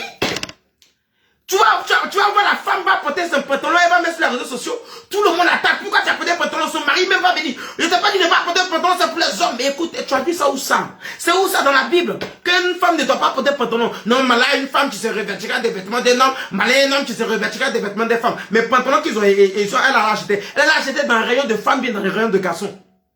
Quand vous partez dans un magasin, il n'y a pas rayon de femmes, il n'y a pas rayon de garçons. Mais si tout était mélangé, vous allez voir mettre des hommes porter street. Vous allez voir les hommes aller porter un soutien-gorge, aller acheter pour porter. Mais c'est parce qu'il y a un rayon. Et puis un rayon de femmes. Écoutez, dans la Bible, là, où ils ont écrit noir sur blanc que pantalon c'est pour femmes. Parlons même de vêtements de femmes et d'hommes. Mais écoutez, je vais rafraîchir votre mémoire. Et les prêtres là, ils ne portent pas boubou. Les monseigneurs, les papes là, ils ne portent pas boubou. Même l'église méthodiste là, ils ne portent pas boubou. Même nos évêques des églises évangéliques là, les évêques là, les archibishops parce qu'ils ne portent pas boubou. Donc dites-moi, c'est pas boubou. Donc boubou là, c'est pas robe de femme. Parce que robe là c'est pour femme, mais il ne faut pas, ils vont porter ça. Ah, quand c'est pour faire le sacerdoce, quand c'est pour servir Dieu là, on doit porter. Mais quand c'est pour aller, pour porter pantalon, pour aller se promener, on ne doit pas porter. C'est quoi ça? C'est que Jésus lui-même là, Jésus c'est un pédé. Mais Jésus a porté boubou. Jésus a porté robe. Donc Jésus c'est un pédé. Jésus que tu adores c'est un pédé. En tout cas c'est ton Jésus qui est pédé. Sinon moi mon Jésus là, il n'est jamais pédé. C'est quoi ça? C'est quoi ça? Et on est là, on assiste à des choses comme ça. Et la femme, elle ne peut pas s'asseoir comme ça. La femme, pour saluer son mari, elle doit s'abaisser. On voit des règles bizarres. Il y a des gens qui disent, non, je ne dois pas me mécher. Parce que tout ça là, c'est démoniaque, c'est pas bon. Mais moi-même, j'ai dit en même temps, il faut te mettre nu. Parce que Dieu a créé l'homme nu. La Bible déclare ici, Genèse 2, verset 24, après verset 25, on dit que c'est pourquoi l'homme quittera son père sa mère, non. Verset 25 ici, on dit que l'homme et sa femme étaient tous de nus. Ils n'avaient pas honte. Non, ça veut dire que comme tu te dis que tu veux vivre dans la nature divine, donc faut sortir avec ta nudité, parce que tu es né sans vêtements, tu es né nu et puis tu vas retourner nu. La Bible dit, tu es né poussière aussi, tu vas retourner poussière. Donc il faut te promener nu, parce qu'en plus que tu as porté, tu sais pas c'est quel Illuminati qui a créé ça. Chaussures de marque que tu es en train de porter, tu sais pas ça vient de quel franc-maçon. Donc même cravate, même chaîne que tu as porté là, même nourriture que tu es en train de manger là, tu sais pas c'est qui t'a fabriqué. Donc en un mot, même quand tu vas au marché, tu vas acheter bic, tu vas acheter stylo, tu vas acheter même une machine, même téléphone, tu sais pas c'est quel Illuminati t'as fabriqué. Facebook, tu es dessus, tu sais pas c'est quel franc-maçon t'as fabriqué. Donc en un mot, ce sont les satanistes qui ont pris le monde. Ma chérie, mon frère, faut vivre nu, faut te promener nu, et puis va vivre avec les animaux. Mais lorsque Dieu a créé l'homme, il les a créés dans un jardin. C'est dit c'était en bourse, dans la forêt. Va en forêt. Faut laisser les hommes vivre dans le monde. Faut laisser les gens vivre tranquilles dans la maison. Faut laisser les gens s'épanouir un peu. Ça veut dire quoi ça? Voici les choses qui font que les chrétiens ne sont pas heureux. Monsieur vient inviter un peu madame. On va aller, aujourd'hui on est trois à la maison. On va aller un peu à l'hôtel. Et comme c'est l'anniversaire de notre mariage, ou bien c'est l'anniversaire de monsieur, de madame, on va aller à l'hôtel. Nous deux, monsieur, madame, on va aller se mettre à l'hôtel bien. On va s'amuser, on va manger. Non, hôtel c'est diabolique. Hôtel c'est diabolique. Je veux pas, écoutez. Couteau là c'est bon, c'est pas bon. Ça dépend de l'utilisateur. Et ça dépend des intentions qui sont cachées derrière l'utilisateur. Couteau, on peut pas vous préparer.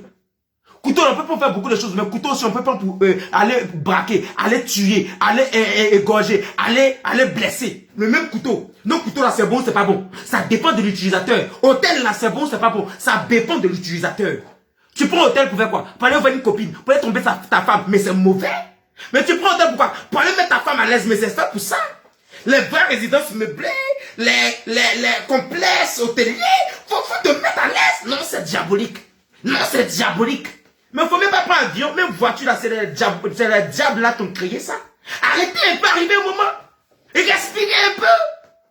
Un moment, Facebook arrivé, tout le monde a dit, Facebook, c'est le signe 666. On veut pas, aujourd'hui, tout le monde est dans Facebook. Facebook a essayé de changer pour la méta. Nous tous, on est dedans. Attendez, vu qu'on dit même les pasteurs qui critiquent Facebook, ils sont en train de prêcher sur Facebook ici. Arrêtez un moment. Donnez aux gens de s'épanouir. Écoutez, c'est quoi je vous ai dit avant d'aller dans un foyer, regardez la vision de l'homme et de la femme. Vous voyez que la femme, sa vision de la vie est bizarre. Vous comprenez d'abord. Si vous n'êtes pas sur la même lignée d'onde, séparez-vous. Vous n'allez pas vous entendre. Vous n'allez jamais vous entendre. Il y a des gens là, monsieur est chrétien, madame est chrétien, mais parce qu'ils n'ont pas la même église là, c'est le problème. L'autre là-bas dans son église, on dit de porter soutien-gorge. L'autre ici dans son église, on dit de ne pas porter soutien-gorge. On fait comment?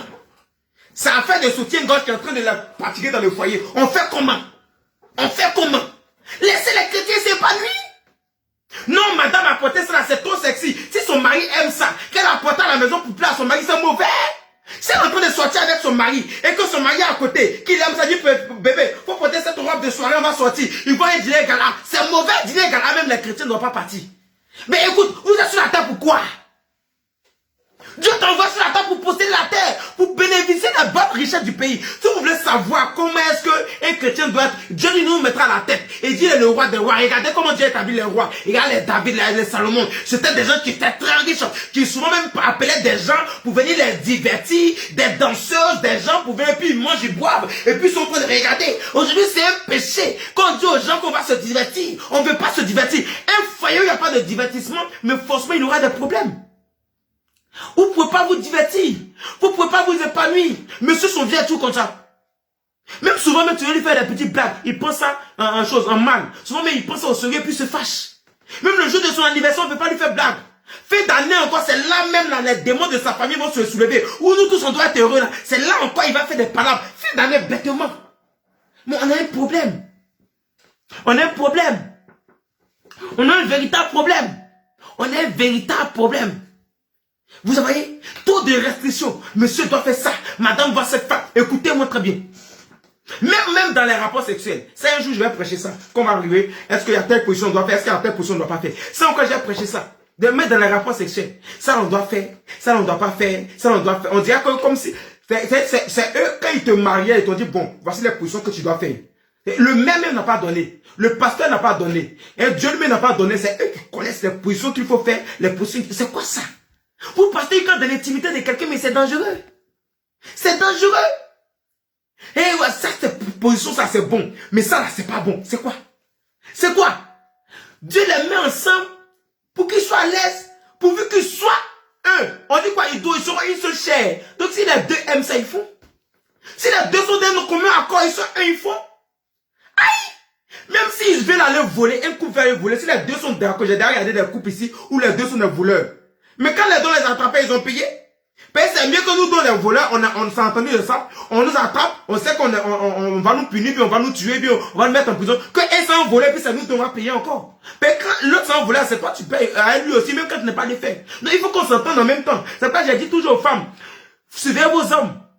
Priez pour vos hommes, afin qu'ils soient fidèles. Parce qu'un homme qui est infidèle, même si toi tu fais rien, toi tu es infidèle directement, toi la femme. Parce que tu as marié un homme. Et l'homme et toi vous faites une seule chair. Et si l'homme et toi vous faites un, même quand il est infidèle, Dieu, devant Dieu, c'est vous deux qui êtes infidèles. Vous faites une seule chair.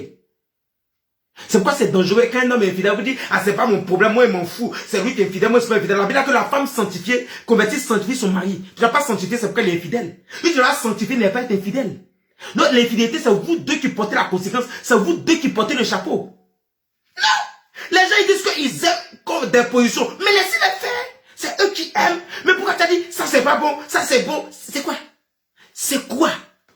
Je comprends pas. Voici, même la femme a déposé assiette ici. Pourquoi on a mis assiette à gauche? Pourquoi on n'a pas mis à droite? Pourquoi c'est quoi?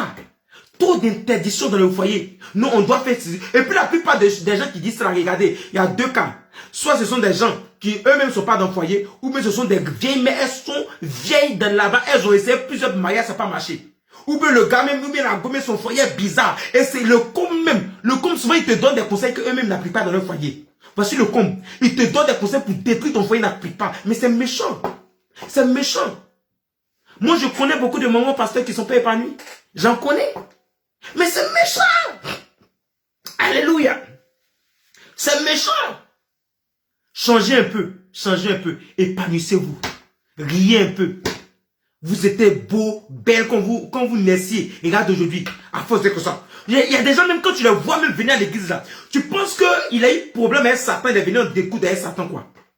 Il dit qu'il est fâché, il pense que c'est en se fâchant là que sa prière va monter. Mon frère, tu as menti. La prière là, ce sont les lois spirituelles. Tu obéis aux lois spirituelles, ta prière monte. Tu n'obéis pas aux lois spirituelles, c'est zéro. C'est pas quand tu fais ça. Satan. C'est pas ça qui a fait que ta prière va monter. Ou tu faut serrer ton visage. Ou tu ne faut pas serrer ton visage. Si tu obéis à la loi, ça marche. Tu n'as pas obéi au principe spirituel dans la prière, ça ne marche pas. Il dit si vous priez, vous demandez, vous ne recevez pas, c'est pas vous demandez mal. Non, si tu pries, il faut demander même en te fâchant, en hurlant. Si tu n'as pas respecté la loi, ça n'a pas marché. Quand tu viens d'arrêter devant une porte, tu veux que la porte s'ouvre là. Parce que tu cries, tu sautes, tu regardes la porte, tu dis, porte, tu me connais, que la porte va s'ouvrir. Quand tu as la clé, tu ouvres. Quand tu n'as pas la clé, que soit ce que tu as fait, c'est zéro. Quand tu as la clé, si tu es même la porte va s'ouvrir. Si tu es même faut te coucher, ça va s'ouvrir. Donc c'est ça.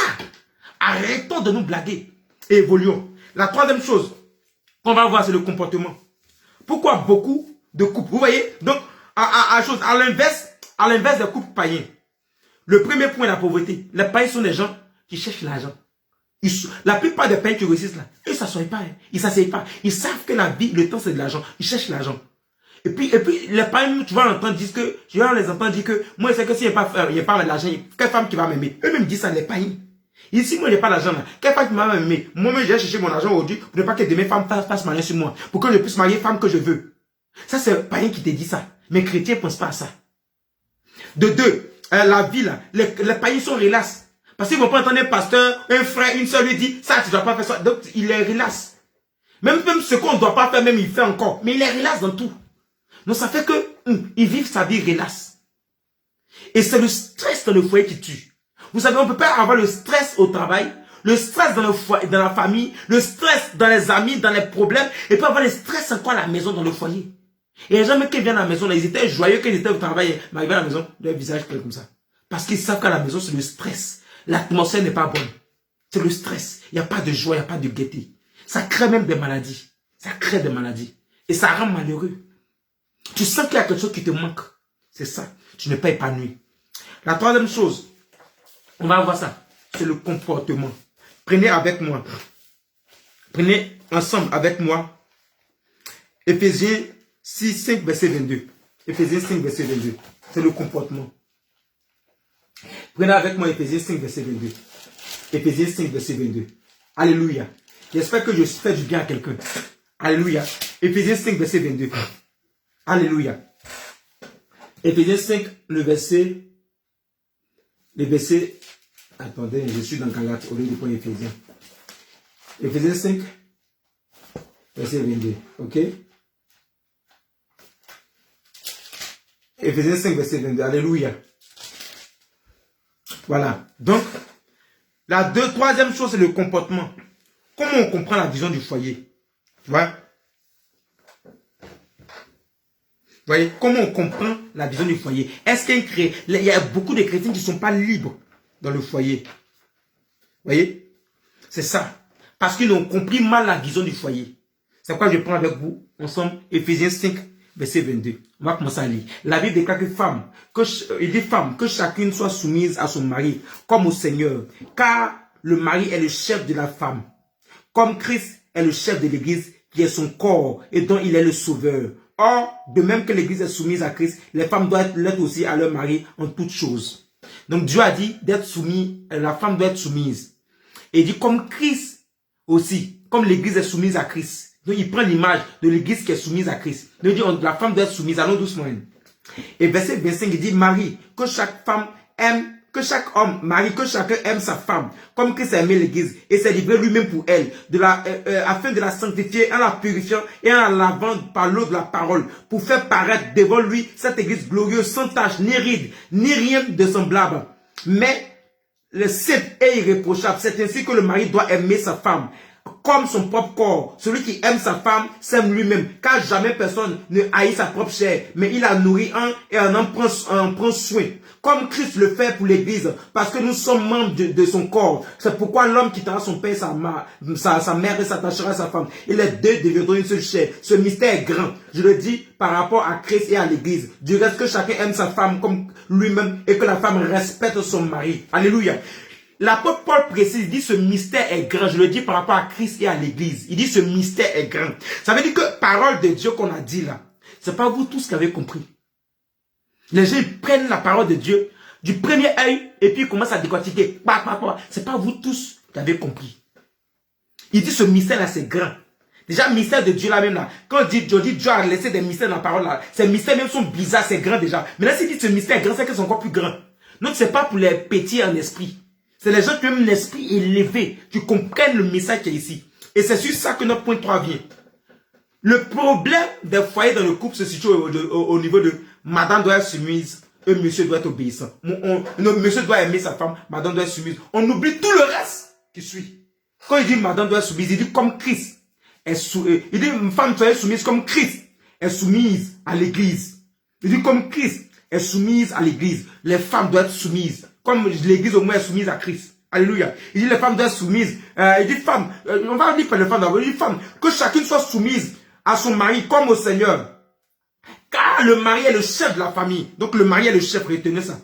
De la femme, il est le chef de la femme. Comme Christ est le chef de l'église, qui est son corps, dont il est le sauveur. Or, de même que l'église est soumise à Christ, les femmes doivent être aussi soumises à leur mari en toutes choses. On prend pour les femmes. On dit d'être soumise, on n'a pas dit d'être humiliée.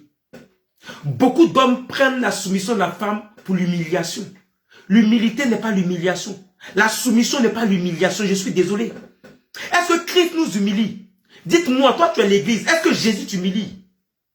Qu'on va voir dans l'homme, vous allez mieux comprendre. Est-ce que Jésus t'humilie? Jésus cherche à t'élever. Jésus te dit, église, tu seras la tête, non la queue. Jésus te dit qu'il va te bénir, il va t'élever. Jésus te dit qu'il t'aime. Jésus ne t'humilie pas. C'est qu'un homme aujourd'hui qui humilie la femme et ils prennent ça pour la soumission. Il dit, ma femme doit m'être soumise. Ma femme doit m'être soumise. Donc c'est la soumission. C'est pas la soumission, c'est de l'humiliation. Écoutez, la différence entre deux couples, ça se réside dans ça. Comment je prends ma femme, comment je prends mon homme. Si tu ne sais pas prendre ta femme, alors ta femme n'est pas ta femme. Elle est ta servante de maison. Tu la prends pour faire des enfants, pour s'occuper de la maison. Voici comment les gens réduisent à l'homme. Et la femme, elle doit s'occuper de la maison, elle doit s'occuper des enfants, c'est fini. Elle n'a pas son mot à dire. La Bible n'a pas dit que la femme est en bas de l'homme. La Bible n'a pas dit que la femme est derrière l'homme. Il dit qu'elle est auprès de l'homme, elle est l'aide de l'homme, elle vient l'aider. Mais dans le système représentatif, de dire femme, soyez soumise. Et puis homme, obéissez, aimez vos femmes. On va parler, vous allez comprendre. Pourquoi Dieu dit à la femme d'être soumise? Parce qu'il n'y a pas deux chefs. Lorsque Jésus, le chef de l'église, est venu, Jean-Baptiste a été tué parce qu'il était le chef qui conduisait le peuple avant que Jésus ne vienne. Qui était l'avant-gardiste de Jésus, qui venait annoncer le royaume des cieux. Il n'y a pas deux capitaines dans un bateau. Donc, quand Dieu choisit l'homme pour chef de l'église, Dieu ne peut pas encore dire à la femme qui est aussi chef de l'église. Et il dit de l'église de l'homme. Donc, qu'est-ce qui se passe? De façon représentative, l'homme est le chef du foyer. Je dis représentatif parce que quand on parle de tel foyer, c'est l'homme d'abord on voit. C'est pourquoi lorsqu'Adam et Ève ont péché, même quand c'est Ève qui est venue séduire Adam pour qu'Adam mange, c'est à Adam d'abord Dieu a demandé les comptes. C'est lui le chef. C'est pourquoi c'est quand tu fais des enfants là, tu donnes ton nom aux enfants. Même souvent, c'est maintenant c'est en train de changer. Souvent, tu donnes ton nom même à ta femme. Quand tu te maries, ta femme porte ton nom. Pourquoi? Parce que de façon représentative, que ce soit la justice, dans l'administration, partout, c'est l'homme qui te représente. La valeur morale, parce que le foyer, c'est la première entreprise. Le foyer, c'est la première entreprise. Et donc, l'homme, il te représente partout. C'est pourquoi c'est le nom de, c'est la progéniture de l'homme que Dieu multiplie. C'est pourquoi les enfants prennent le sang de l'homme. C'est pourquoi les enfants prennent le nom de l'homme. Et c'est le nom de l'homme qui est perpétué. Parce que de façon représentative, c'est celui qui représente le foyer. Mais la femme, c'est elle qui est la gardienne du foyer. C'est elle qui gère le foyer. Un foyer réussi à 90%, c'est la femme. C'est pourquoi la Bible dit que la femme sage bâtit sa maison.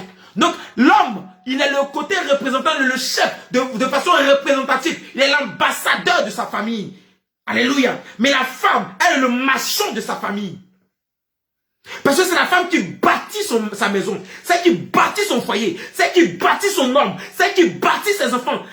La femme a beaucoup à dire, elle a beaucoup à faire. La femme, je vous dis la vérité, même la science a démontré qu'elles sont plus intelligentes que les hommes. Vous ne savez pas.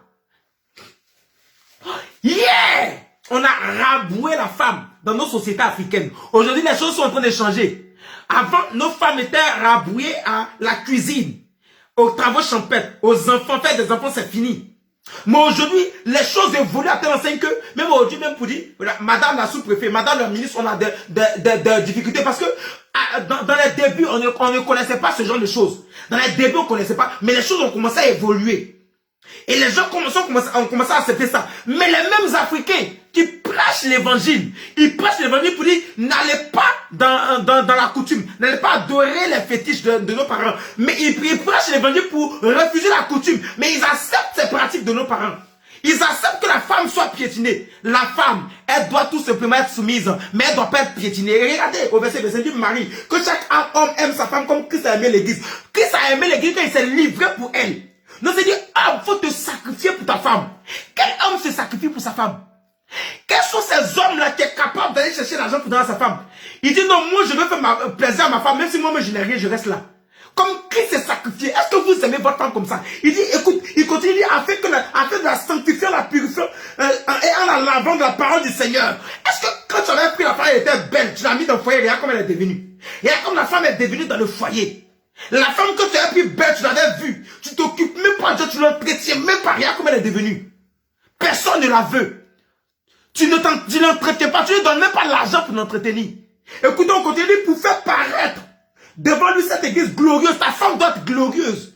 Quand on voit ta femme, on a envie encore d'elle. On dit la femme est belle encore. Il est sans tache, ni ride, ni rien de semblable, mais cette est irréprochable.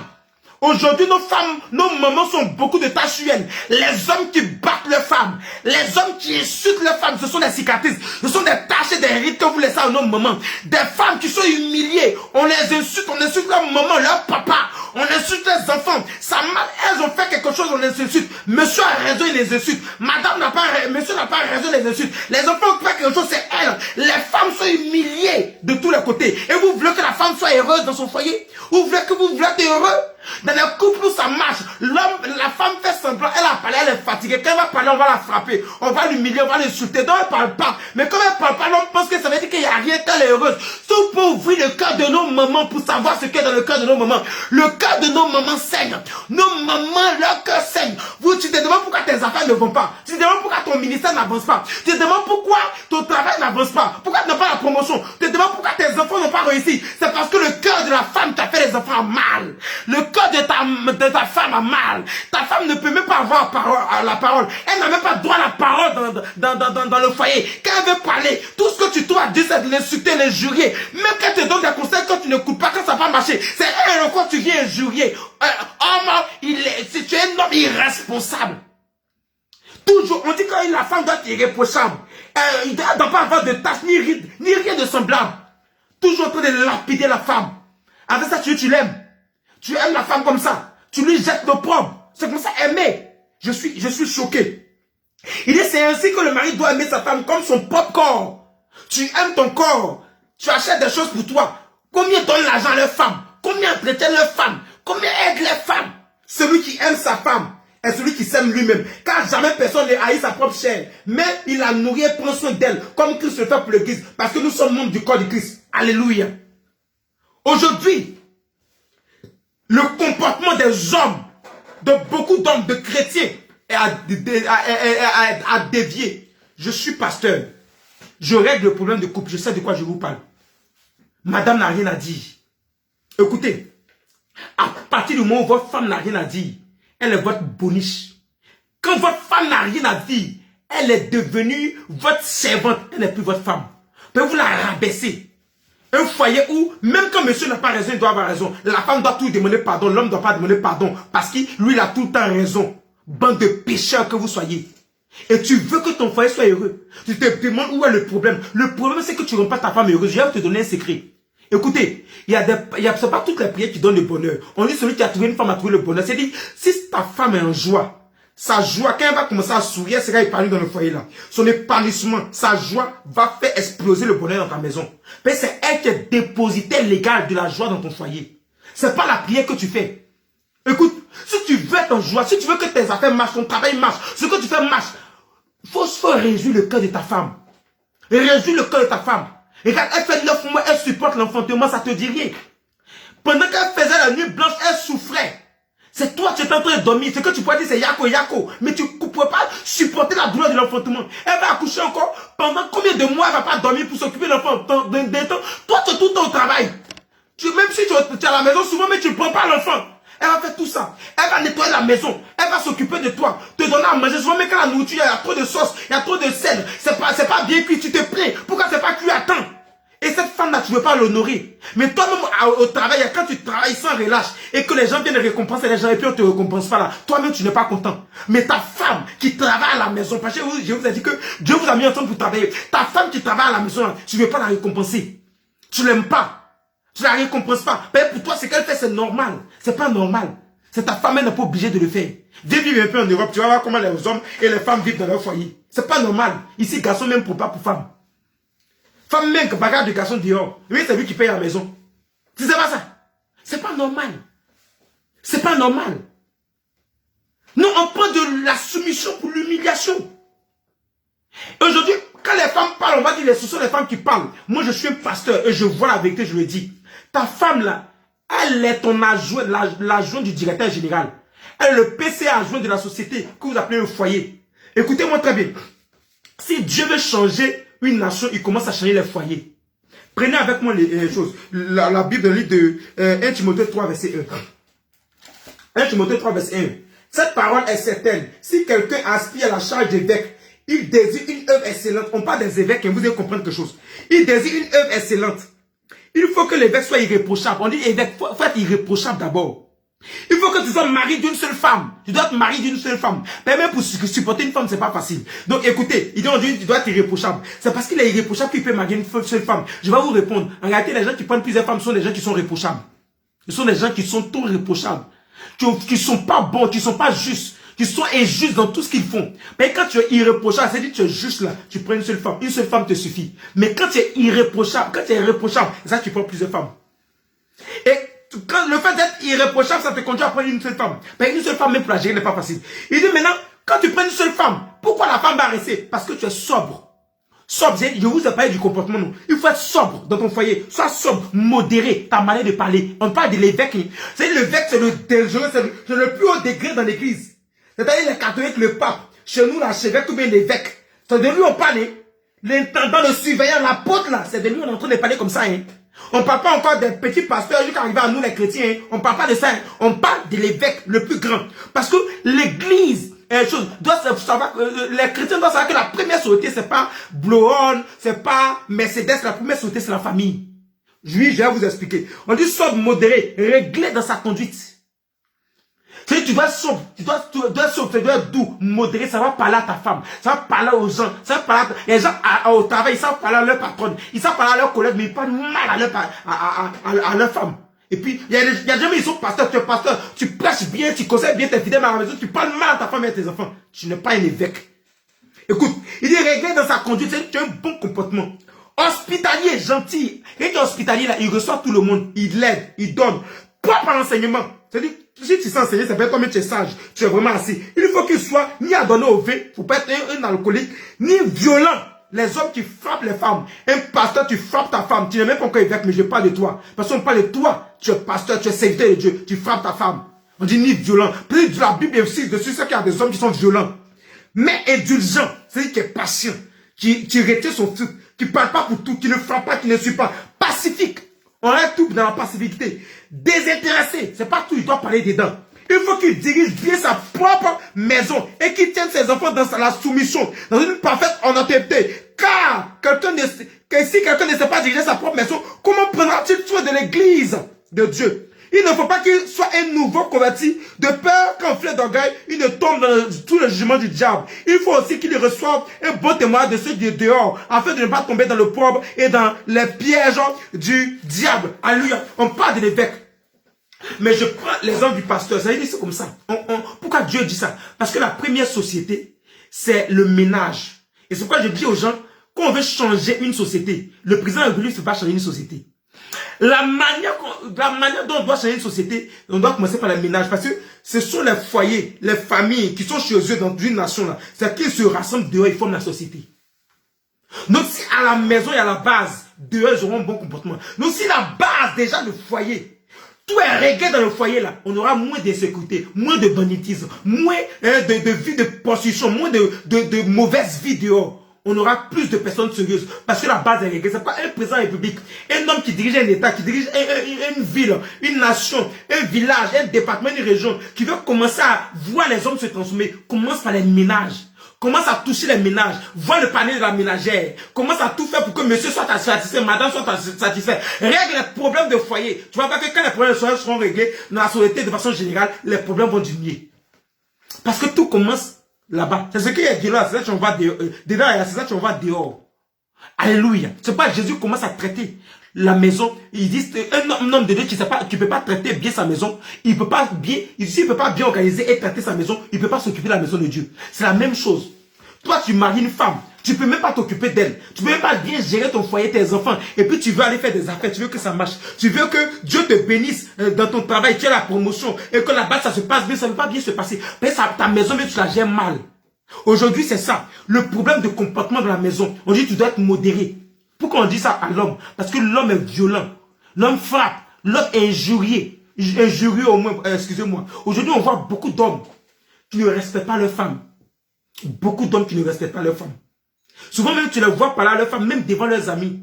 Tu te dis, oh, lui là, qu'est-ce qu'il fait? Demain, il est étonné. Sa voiture a tombé en panne. Il a fait un accident. Il a été paralysé. Il a eu un AVC. Il est en train de dépenser ici. Parce que le mal qu'il fait à sa femme là, elle garde dans son cœur. Et ça met des pièges, des blocages sur son chemin. Écoute, si tu traites bien ta femme, Dieu va te bénir. Si tu traites bien ta femme, Dieu va te bénir. Si tu traites bien ta femme, Dieu va te bénir. Si tu traites bien ta femme, Dieu va te bénir. Écoutez, la femme est comme une rose, comme une fleur. Tu te la traites bien. Même si tu rencontres beaucoup de difficultés, beaucoup de problèmes, Dieu va vous ouvrir les portes. Parce qu'elle est la signification, la définition par excellence du bonheur. Est-ce que quelqu'un peut voir le bonheur et puis va maltraiter le bonheur? Mais pourquoi tu maltraites ton bonheur? Ta femme, c'est ton bonheur. Pourquoi tu la piétines? Elle est soumise. Vous savez pourquoi on dit à la femme d'être soumise? Parce que la femme est plus intelligente que l'homme. De peur de ne pas se lever contre son mari, de ne pas frustrer son mari, de ne pas dire à son mari tu mens dans l'assemblée, comme les gens faisaient à Éphèse et à Corinthe. Les femmes même, il y a que Paul dit que les femmes se taisent dans l'assemblée. Il dit non femmes, taisez-vous, soyez soumises. Même quand tu as parlé à ton mari, ça veut dire que c'est pas devant les gens. Il faut prendre ton mari en aparté, tu lui parles. C'est ça la soumission. Si tu as vu quelque chose ton mari a fait, c'est pas bon, c'est pas devant les gens, tu le prends à côté puis tu lui parles. Tu as parlé, tu veux faire ton mari, c'est pas devant les gens, tu le prends à côté, tu lui parles. Mais beaucoup de mamans sont soumises. Même les blancs là, ils sont prendre les femmes africaines parce qu'ils disent elles sont très respectueuses, très vertueuses. Mais nous, on a nos femmes, on ne connaît pas ça. Mais regarde comment on les maltraite. Et puis vous voulez que le foyer aille. Il y a deux types de foyers. Et le foyer où monsieur est un gangamba, madame aussi est un gangamba, le foyer ne marche pas, il se sépare. Et puis le foyer où monsieur est un gangamba, et puis madame dit, si je fais ça, je vais perdre mon foyer, donc j'allais doucement. Donc un blé-blé. Mais quand un blé-blé, ça ne veut pas dire que ça va. Quand un blé-blé, ça ne veut pas dire que tout ce que tu fais, c'est bon. Quand un blé-blé, ça ne veut pas dire que tout ce que tu les suis, tu les jures, tu marches, tu la piétines, elle aime ça. Elle n'aime pas, mais elle garde dans son cœur. Et c'est une rancœur. Parce que si elle parle encore, elle est impalable. Si elle parle encore, ta mère, c'est barrage, tu vas la frapper, tu vas frapper ses enfants, tu vas la chasser, tu vas l'insulter, tu vas appeler ses parents, tu vas les dire dehors. Elle est obligée de faire doucement.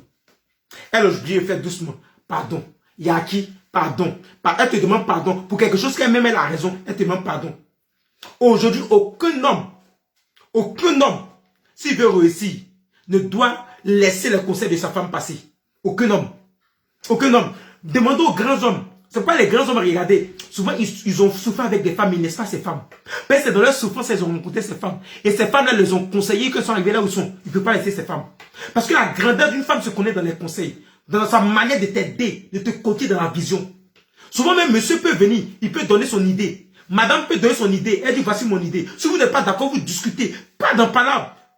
Tu donnes ton idée, tu expliques. L'autre aussi explicite, il étale son idée. Et puis vous voyez en vous là, vous voyez l'idée qui est meilleure, vous prenez ça.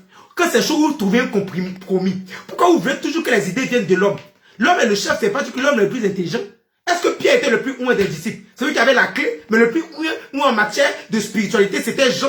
Ça lui, Dieu a révélé toute la spiritualité, l'Apocalypse, la révélation qu'il a fait. Arrêtez ça. Arrêtez ça. Le chef, c'est pas celui qui est le meilleur. À la preuve même, le chef même souvent il fait rien, ce sont les serviteurs qui travaillent pour lui.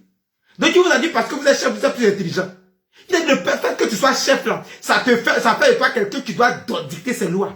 Ce sont des choses qui ne plaisent pas aux hommes, mais c'est la vérité. Est-ce que tu as consulté ta femme pour aller même aider tes parents, pour aller faire tel projet? Demain le projet est gâté, tu viens voir ta femme, pardon, faut m'aider, faut prier le Seigneur. Projet que moi tu n'as pas venu me demander pour faire. Tu as dit de prier le Seigneur, ne prie pas pour ça. Mais tu ne m'as pas considéré. Comment ta femme est dans le foyer, tu ne la considères pas. Tu ne la consultes pas. Tu ne la vises pas pour aller faire les choses. Or toi, Christ lui-même, tu es Christ. Quand il veut faire les choses sur la terre, il t'avise. Il t'avise toi-même. Tu en parles, lui vient t'aviser.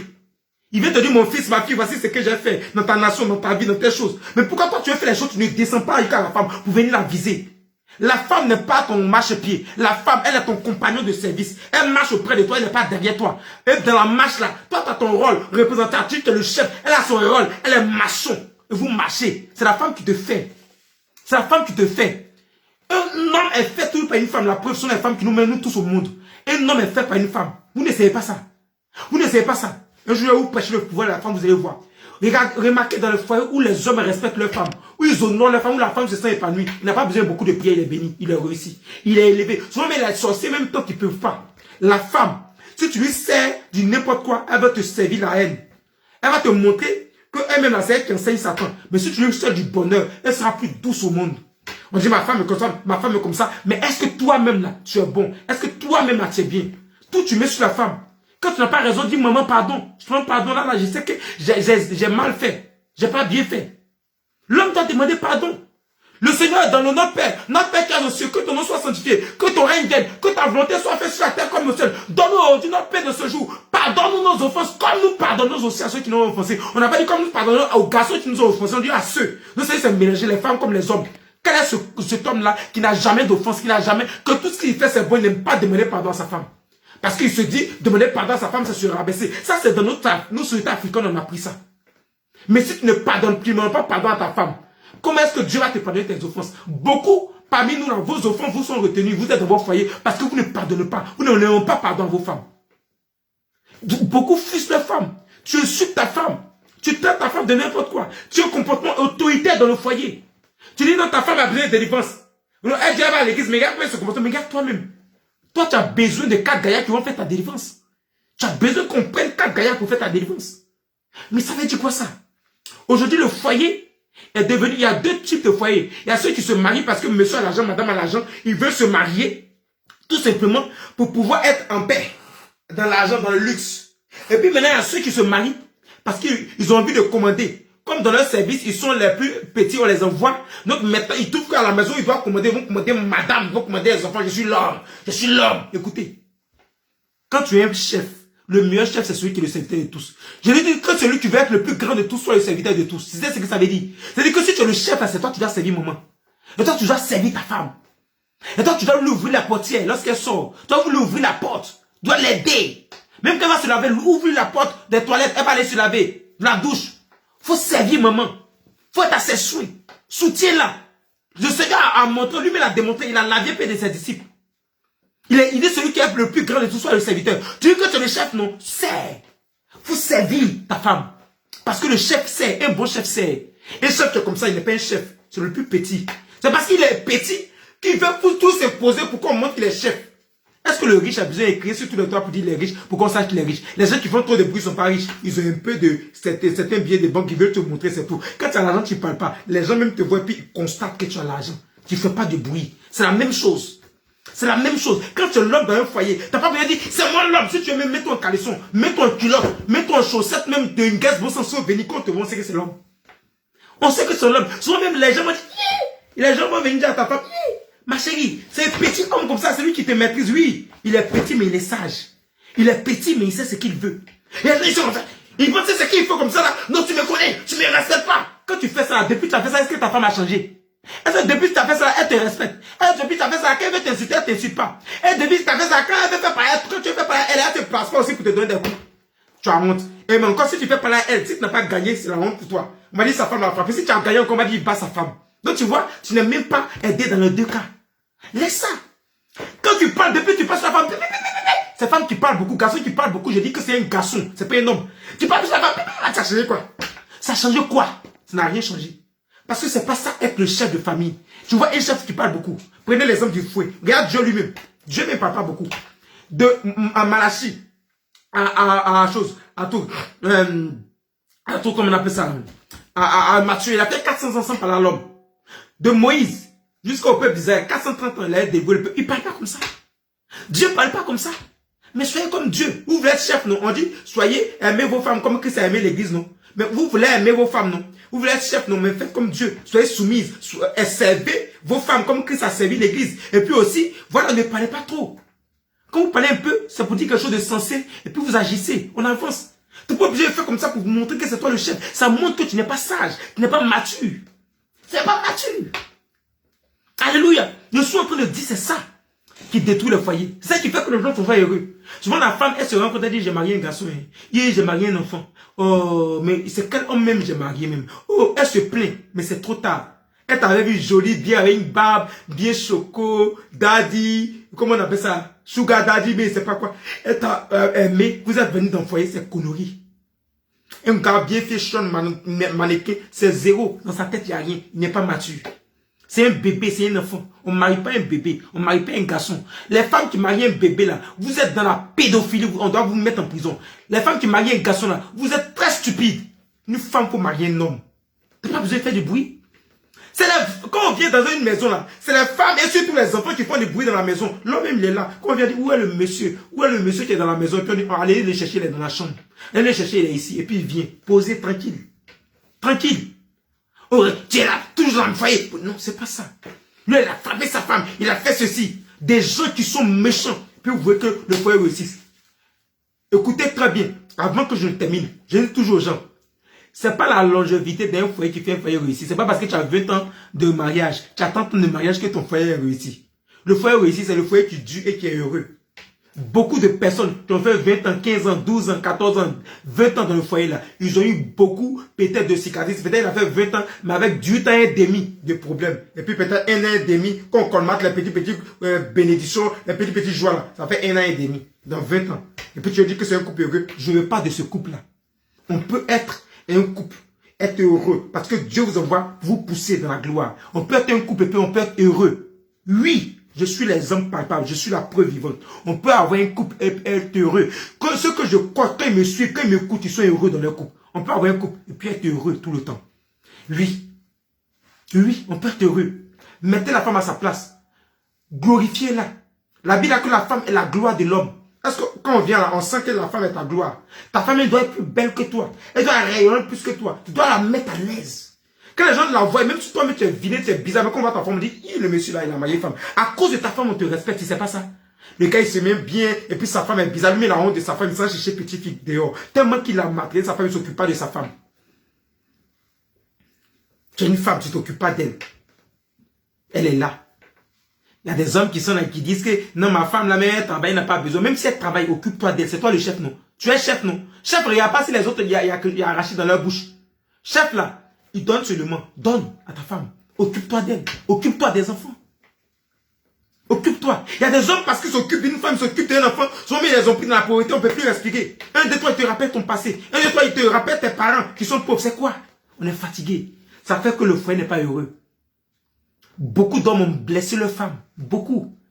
Ils rappellent des passés malheureux à leurs femmes. Beaucoup d'hommes insultent leurs femmes. C'est pourquoi il dit, maman, avant de te marier, sois heureuse. Il faut que quand l'homme vient te voir là, il te voit dans une position où même s'il te respecte, il est venu te voir, tu fais quelque chose. Et ça, je dis à mes filles, battez-vous, faites quelque chose. Quand l'homme vient te voir là, qui n'était pas nécessiteuse, quand il vient te prendre là, il t'a pris quelque part, il t'a pas pris dehors, il t'a pris dans la maison. Il t'a pris dans la maison. Il t'a pas pris dehors. Il t'a pas pris dans la rue en train de manger dans la poubelle. Il t'a pris dans une maison. Quand tu dois lui montrer chez toi, il voit chez toi, il sait.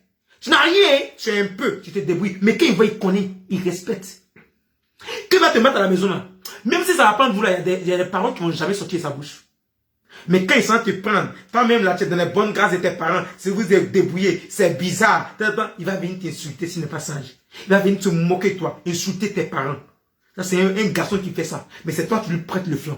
Femme, battez-vous, levez-vous. Et la dernière chose qui fait que beaucoup de foyers, beaucoup de foyers, c'est la dernière chose qu'on va voir aujourd'hui, c'est l'une des choses qui fait que beaucoup de foyers ne réussissent pas. Beaucoup de couples chrétiens ne sont pas heureux. C'est un problème de romantisme. Les chrétiens sont trop sérieux. Les chrétiens sont trop sérieux. Eux-mêmes, ils prêchent Salomon, mais Salomon était l'homme le plus romantique. Salomon était très romantique. Quand vous lisez l'histoire d'Esther, vous voyez comment elle a séduit le roi. On a pris près de 1 an pour la préparer. Séduit bien le roi. Vous voyez, on voit même sur la femme de Potiphar qui fait tout pour séduire Joseph. La Bible parle de ça. La Bible, lorsqu'elle passe devant Adam, elle dit attention là-bas, c'est elle. Mais toi, tu n'es même pas romantique. Tu es dans ton foyer. Vous ne savez pas que l'amour, c'est une émotion. L'amour, c'est comme une fleur. Si tu ne l'entretiens pas, ça meurt. L'amour, c'est une émotion. C'est pourquoi tu peux aimer quelqu'un aujourd'hui, demain ne plus l'aimer, puis aimer quelqu'un d'autre. Parce que l'amour, c'est une émotion. La haine, c'est une émotion. La colère, la joie, tout ça sont des émotions. Ça va, ça vient. Mais on peut entretenir la flamme d'amour pour que ça reste. C'est pas les paroles, les mauvaises paroles, les injures qui entretiennent la flamme d'amour. Au contraire, ça tue l'amour.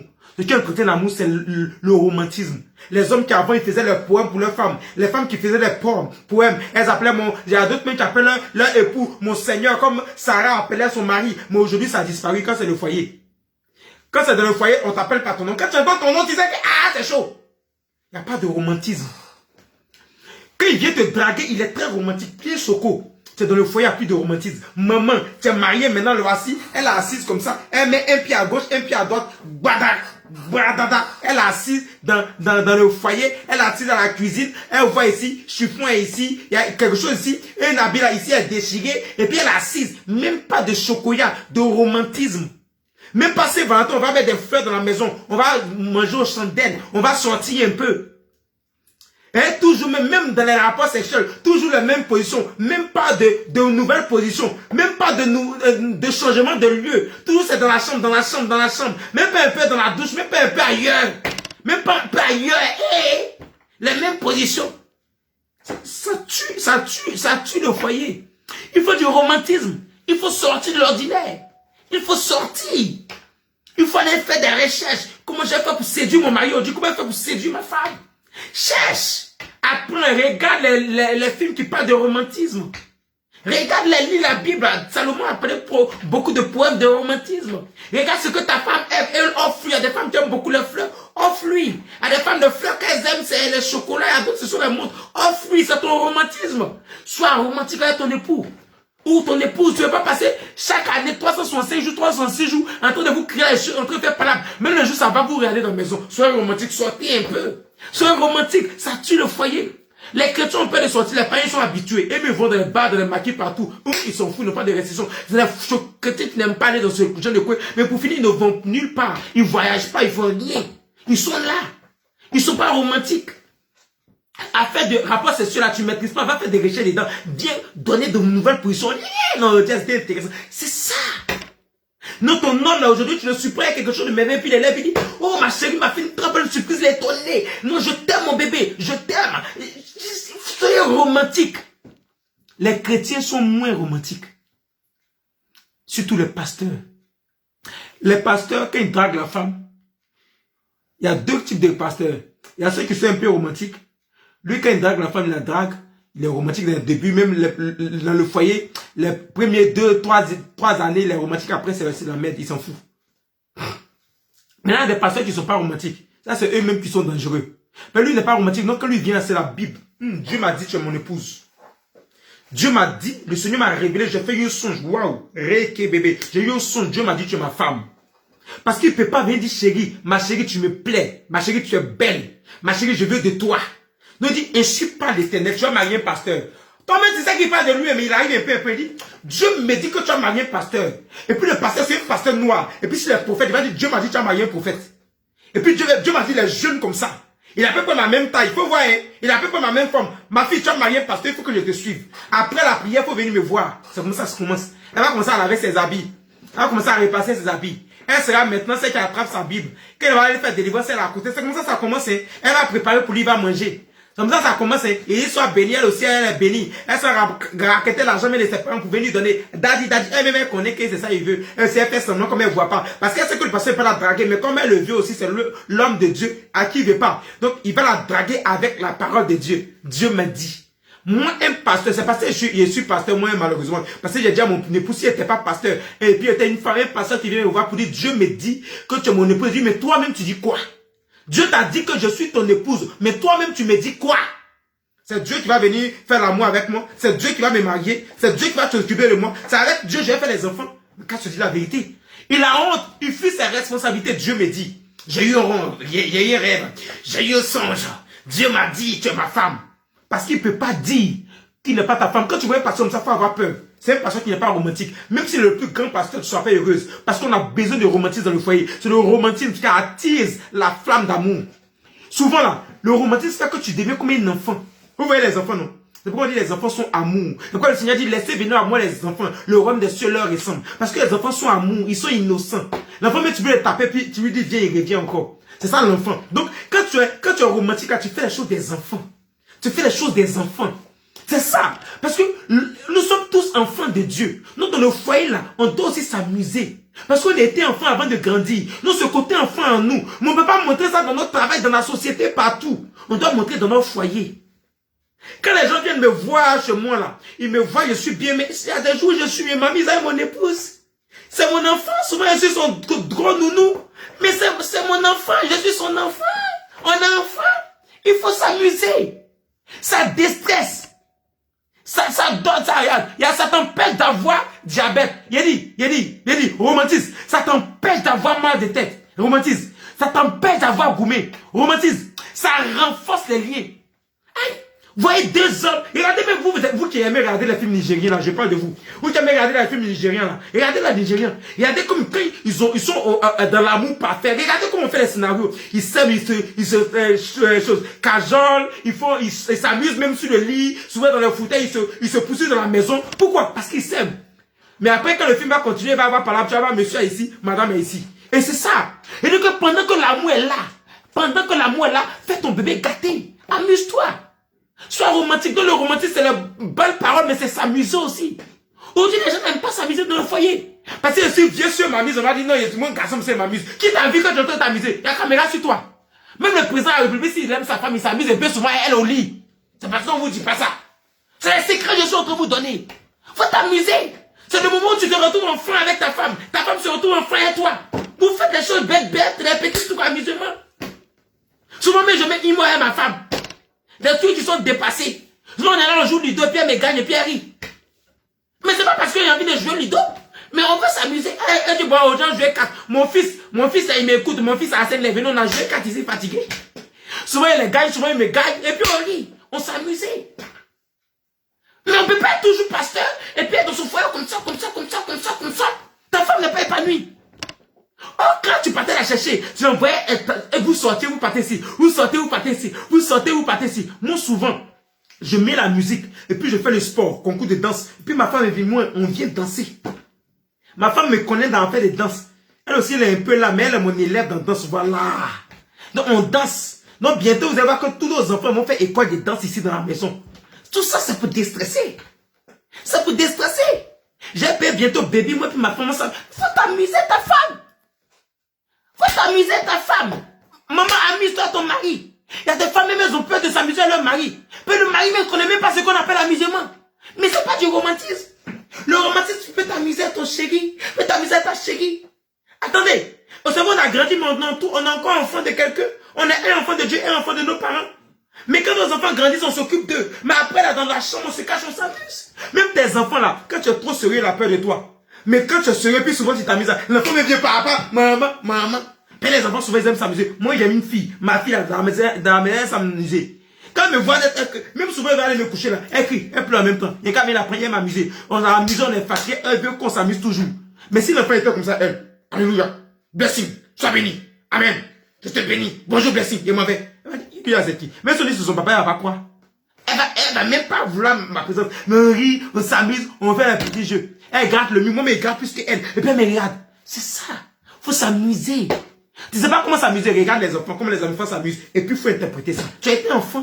Amusez-vous, c'est ça le romantisme. Le romantisme, c'est pas seulement les bonnes paroles. C'est pas les poèmes seulement. C'est les sorties. C'est les amusements. C'est le fait de déstresser. Vous dites, aujourd'hui on va manger ça. Aujourd'hui on va sortir. Amusez-vous. Quand vos parents, vos beaux-parents, vous voyez, ils sont contents. Mes enfants s'amusent. Ils sont heureux. Mais vous ne vous amusez jamais. Vous êtes dans le foyer. Comment tu seras heureux? Écoutez, la vie est très stressante. Tu as le problème de loyer, problème de courant, problème d'eau. Souvent tes enfants sont malades, problème d'école et tes enfants, ta femme, toi-même, tes parents, ta belle famille, tes projets, les amis, les connaissances, les collègues de travail. Il y a tellement de stress dans la vie. Amuse-toi un peu pour te déstresser. Souvent tu vas mourir jeune.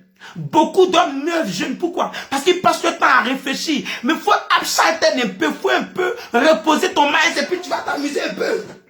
Et ma fille Clata, Bloma qui m'a écrit ce matin, elle a dit, papa, je ne sais pas, mais je suis en joie, tellement Dieu a fait quelque chose pour moi. Si quelqu'un la connaît pas, elle a dit, mais pourquoi elle est en joie? Elle a eu quelle bonne nouvelle, elle n'a pas eu bonne nouvelle. Elle est tellement contente parce qu'elle a appris que c'est la joie d'Éternel qui fait sa force. Soyez en joie. Si vous êtes en joie, ça va provoquer le bonheur. Et les femmes, je vous dis la vérité, les femmes aiment la joie. Les femmes, même les foyers où il y a la gaieté et la joie. Regardez, quand une femme voit un foyer où les deux, le couple s'amuse bien là, l'autre femme est jalouse, elle vient dans sa camarade, elle dit, hé, toi au moins, tu es bien, oh, tu peux t'amuser avec ton chéri, oh, tu peux tout faire pour moi, et puis pas. Vous voyez? Parce que les femmes aiment ça. Les femmes aiment ça. Et les hommes, même là, quand on s'amuse avec eux, ça va faire plaisir. C'est parce que vous ne savez pas ça. Mais vous n'avez pas mis les bases du foyer. C'est ça qui a créé ça. Soyez romantique. Chacun a sa manière d'être romantique. Il y a des hommes, c'est les je t'aime, je t'aime. Il y a des femmes, c'est les poèmes. Il y a d'autres, c'est les sorties. Il y a d'autres qui te donnent l'argent. Il y a d'autres qui te prennent soin de toi. Il y a d'autres qui s'amusent. Mais il y a plusieurs types de romantisme. Mais soyez romantique. Amusez-vous. Les choses, les parents là comprennent ça. Eux-mêmes, ils sont dans la dépravation. Ils sont bois, ils vont fumer, ils vont s'amuser, puis ils reviennent. Et regardez. Les mêmes hommes qui ne veulent pas s'amuser avec vous, qui ne veulent pas être romantiques, dehors, il faut prendre le téléphone. Mon bébé, la fois dernière, c'est que tu as fait ça, m'a appelé façon. Je le vois bébé comme ça, dans la main d'une copine. Il y a une copine qui est en train de travailler là, il est devenu en même temps doux. Une copine en train de rouler les reins là-bas là. Le message qu'il envoie par petit, il est là. Et puis le contenu, ils aiment ça. Mais c'est parce qu'ils ne veulent pas vous montrer qu'ils aiment ça. Parce que personne, ni monsieur, ni madame, ne peut faire le pas. Une jeune fille qui connaît ça. C'est pourquoi je vous dis, faites attention au maîtresse. Une bonne maîtresse, c'est une femme qui connaît son travail. Si elle connaît son travail, vous êtes payé à la femme médicament, elle peut t'arracher ton mari. Parce qu'elle sait comment prendre soin du monsieur là, non. Toi-même, tu vas le perdre. Sur ce, je ne vais pas trop durer. J'ai dépassé 2 heures du temps. Que Dieu vous bénisse, que sa grâce soit avec vous. Nous sommes dans l'année des couples. Donc cette année, on va traiter beaucoup de problèmes de couple. J'ai déjà des centaines, des milliers de questions, de sujets très épineux, très graves sur le foyer qu'on va parler. Aujourd'hui, c'est tout simplement l'acte 1 sur le séminaire sur le mariage que j'appelle École du mariage. C'est un séminaire sur le mariage que j'appelle École du mariage.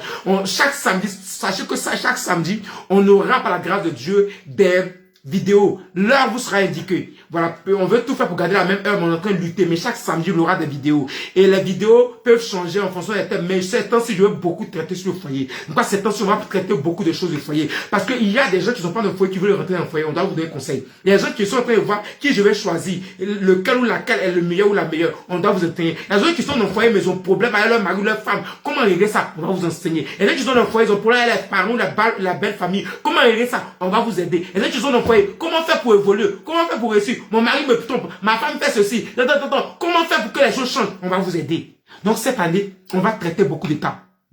Mon mari qui me trompe, ma femme qui me trompe, ma femme qui me respecte pas, on va traiter ça. Monsieur qui est dans la maison, il veut pas travailler, il est là, il veut rien faire, je sais même plus comment lui parler. Mon mari qui veut pas être converti, j'ai prié à tout faire, mais il veut pas aller à l'église, on va traiter ça. Quand la Bible a que la femme convertie sanctifie son mari non converti, c'est ce que ça veut dire, on va traiter. L'homme converti sanctifie sa femme non convertie, c'est ce que ça veut dire, on va traiter.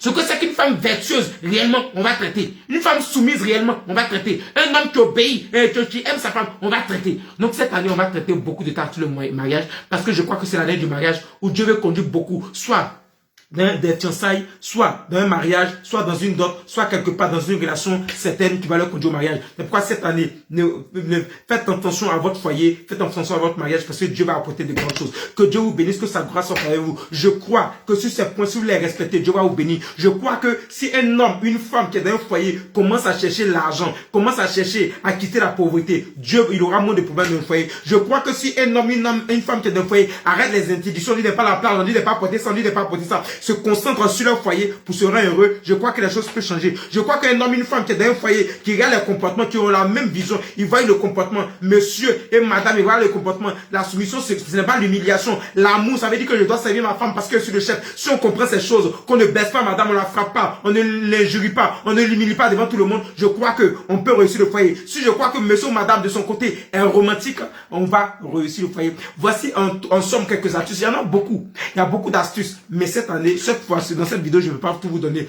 Il y aura des sujets qui vont venir. Et les sujets qui vont venir, on va les traiter. Vous allez voir, les thèmes qu'on a touchés aujourd'hui, c'est on va les retoucher encore. Donc, soyez concentrés, soyez sûrs. Nous allons aller à bon port. Que Dieu vous bénisse, que sa grâce soit à vous. Soyez bénis depuis chez vous. Je crois que cela vous a fait du bien. Je suis ouvert à mon compte Michael Kofi. Vous pouvez venir commenter, vous pouvez partager. Vous pouvez aussi m'appeler sur mon WhatsApp. C'est sur la fiche là-bas. Vous pouvez m'écrire aussi sur mon Facebook, sur mon Messenger, pour m'envoyer des sujets de prière, pour m'envoyer des thèmes que vous voulez que je traite. On va les prendre, on va les traiter ensemble. Si des gens veulent intervenir à certaines de nos vidéos, à certains de nos directs pour dire quelque chose, on va mieux vous recevoir, on va organiser ça, on va vous recevoir et on va faire du bien à quelqu'un. Ma prière cette année, c'est que quelqu'un ait un foyer stable. Parce que si tu es stable dans ton foyer, c'est là maintenant Dieu va commencer à te bénir dans tes affaires, dans ton travail, dans toutes tes entreprises. Que Dieu vous bénisse, que sa grâce soit avec vous, que sa faveur soit avec vous, que l'Éternel vous donne d'avoir une vie de couple réussie. Dans le nom de Jésus-Christ, j'ai prié, je dis Amen.